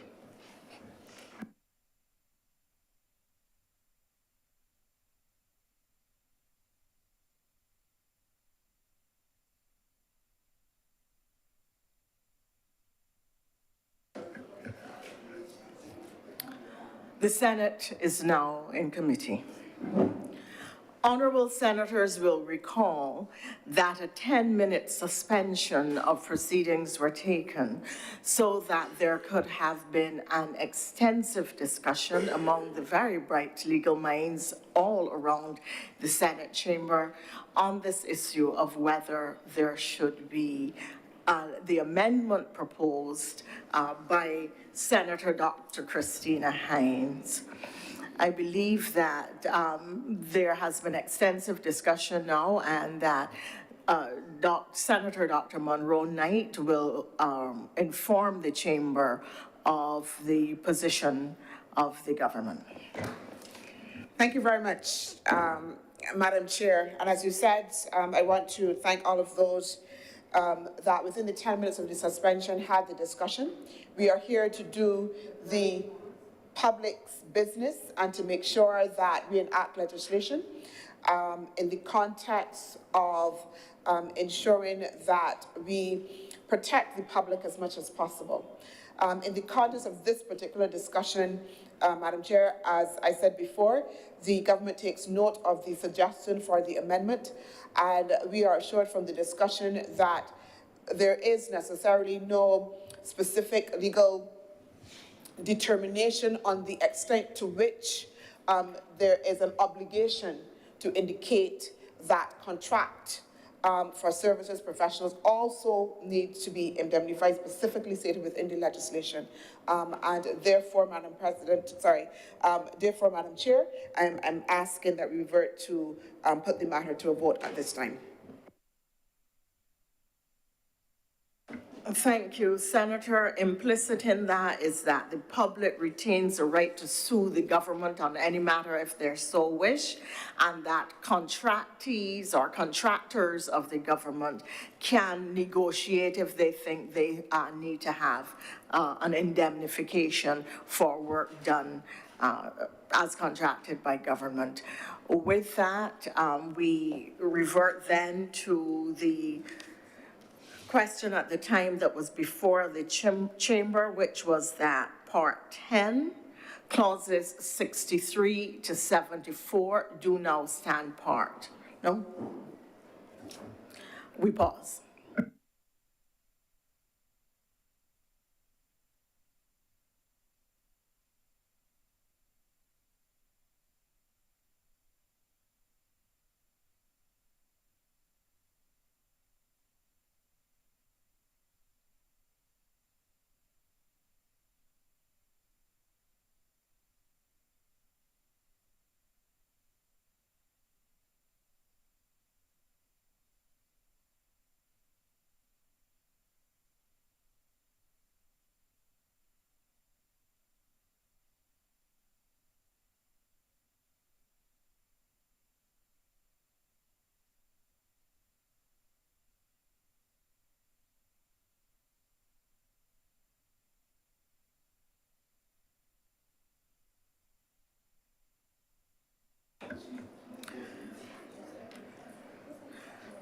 Honourable Senators, we're seeking to get the process right.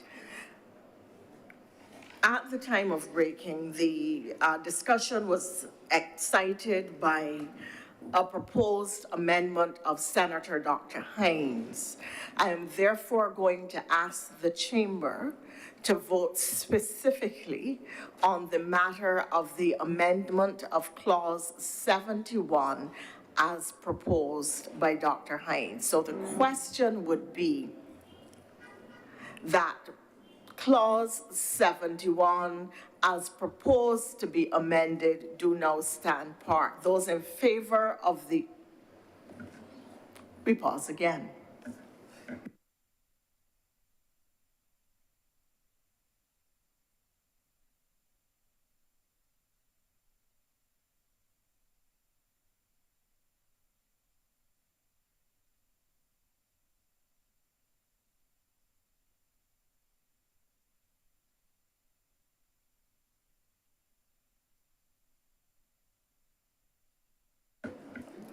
Senator Dr. Hines, for the clarity and completeness of the record of proceedings, I am asking you, and for the clarity of all honorable senators, I'm going to ask you, please, to be kind enough to put the language of your proposal for amendment to the chamber. And when you do, perhaps you should ask me whether it should stand part or not. Is that appropriate for the proposer of the amendment to ask no. So you put the proposed amendment, and then I will ask the chamber whether, but there would be no question. Thank you, Madam Chair. I will just repeat the amendment, Yes. the proposed amendment.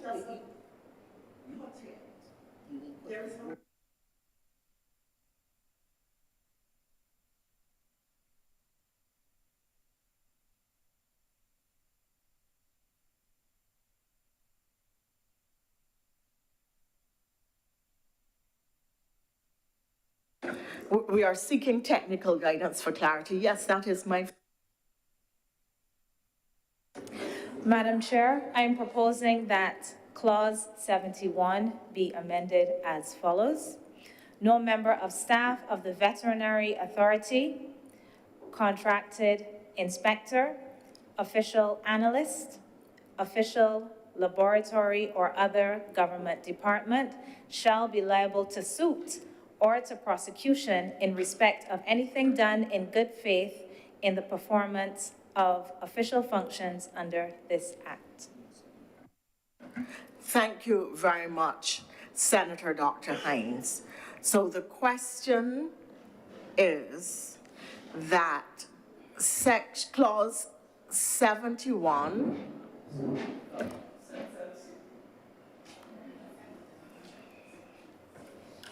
Madam Senator Chair, Dr. Brathwaite. I second the amendment. So the question before the chamber, therefore, is that Section 71, Clause 71,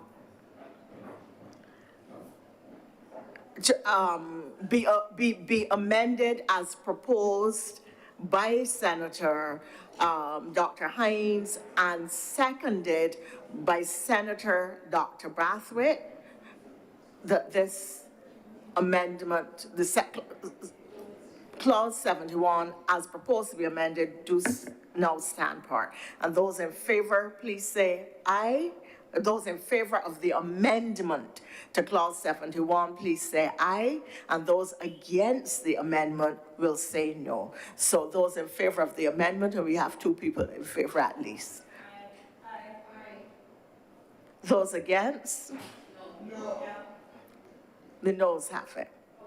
So the question, therefore, is that that Part 10, clauses 63 to 74, as they are originally, do now stand part.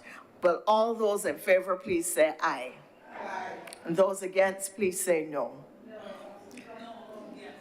No. But you're saying no.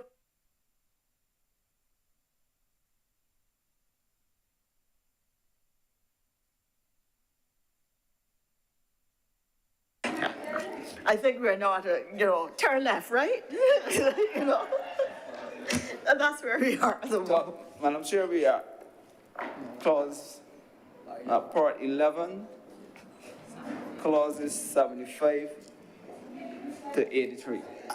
The ayes have it on part 10, on part 10, the ayes have it. For the original, yes, sorry. Yeah, you're a little, just for clarity, I didn't rule.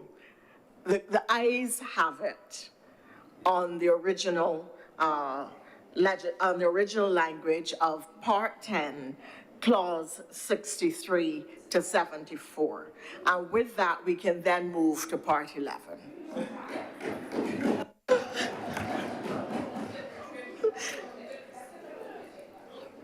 So we are at part 11. We are. We are, Mr. Clark. Clauses 75 to 83. to 80, thank you. Madam Chair, I do beg that Part 11, clauses 75 to 82 do now stand part. The question is that Part 11, clauses 75 through 83 do now stand part. Will all those in favor please say aye? Aye. And those against, please say no. The ayes have it.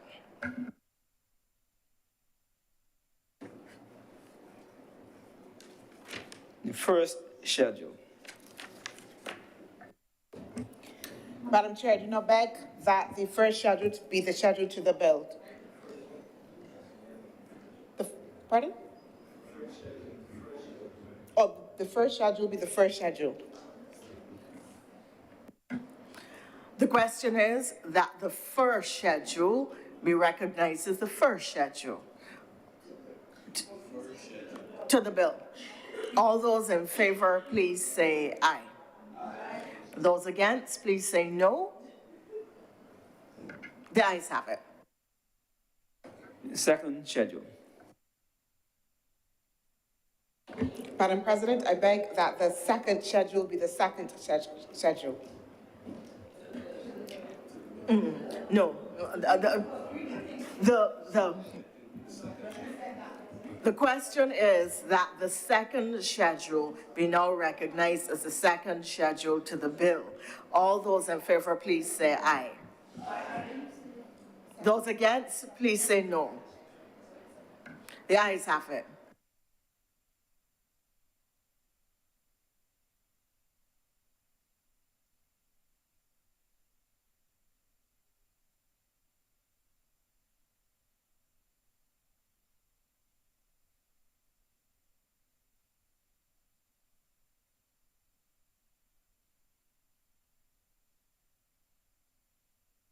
Madam Chair, I beg to move that you do now report to His Honor the President the passing of one bill in committee. With the amendment to clause 1. The question is that I do now report to His Honor the Speaker the oh gosh.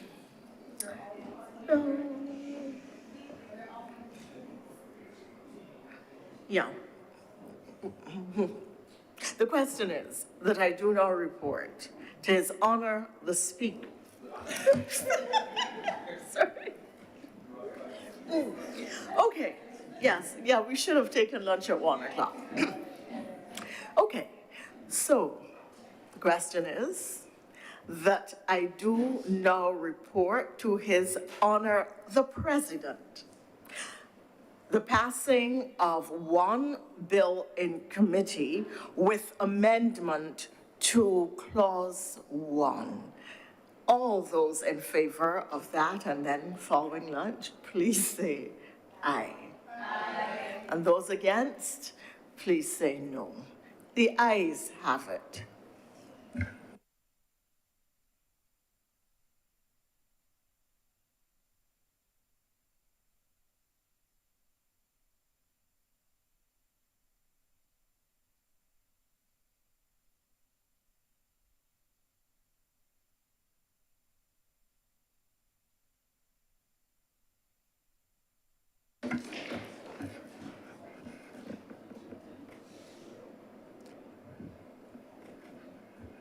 The chairman has reported to me the passing of one bill in committee with amendment.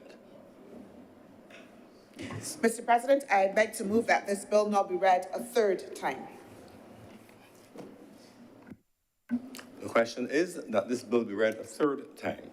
Honourable senators in favour, please say aye. Aye. Those against, please say no. Methinks the ayes have it. Mr. President, I beg to move that this bill do not pass and be cited as the Animal Health and Veterinary Public Health Act 2023.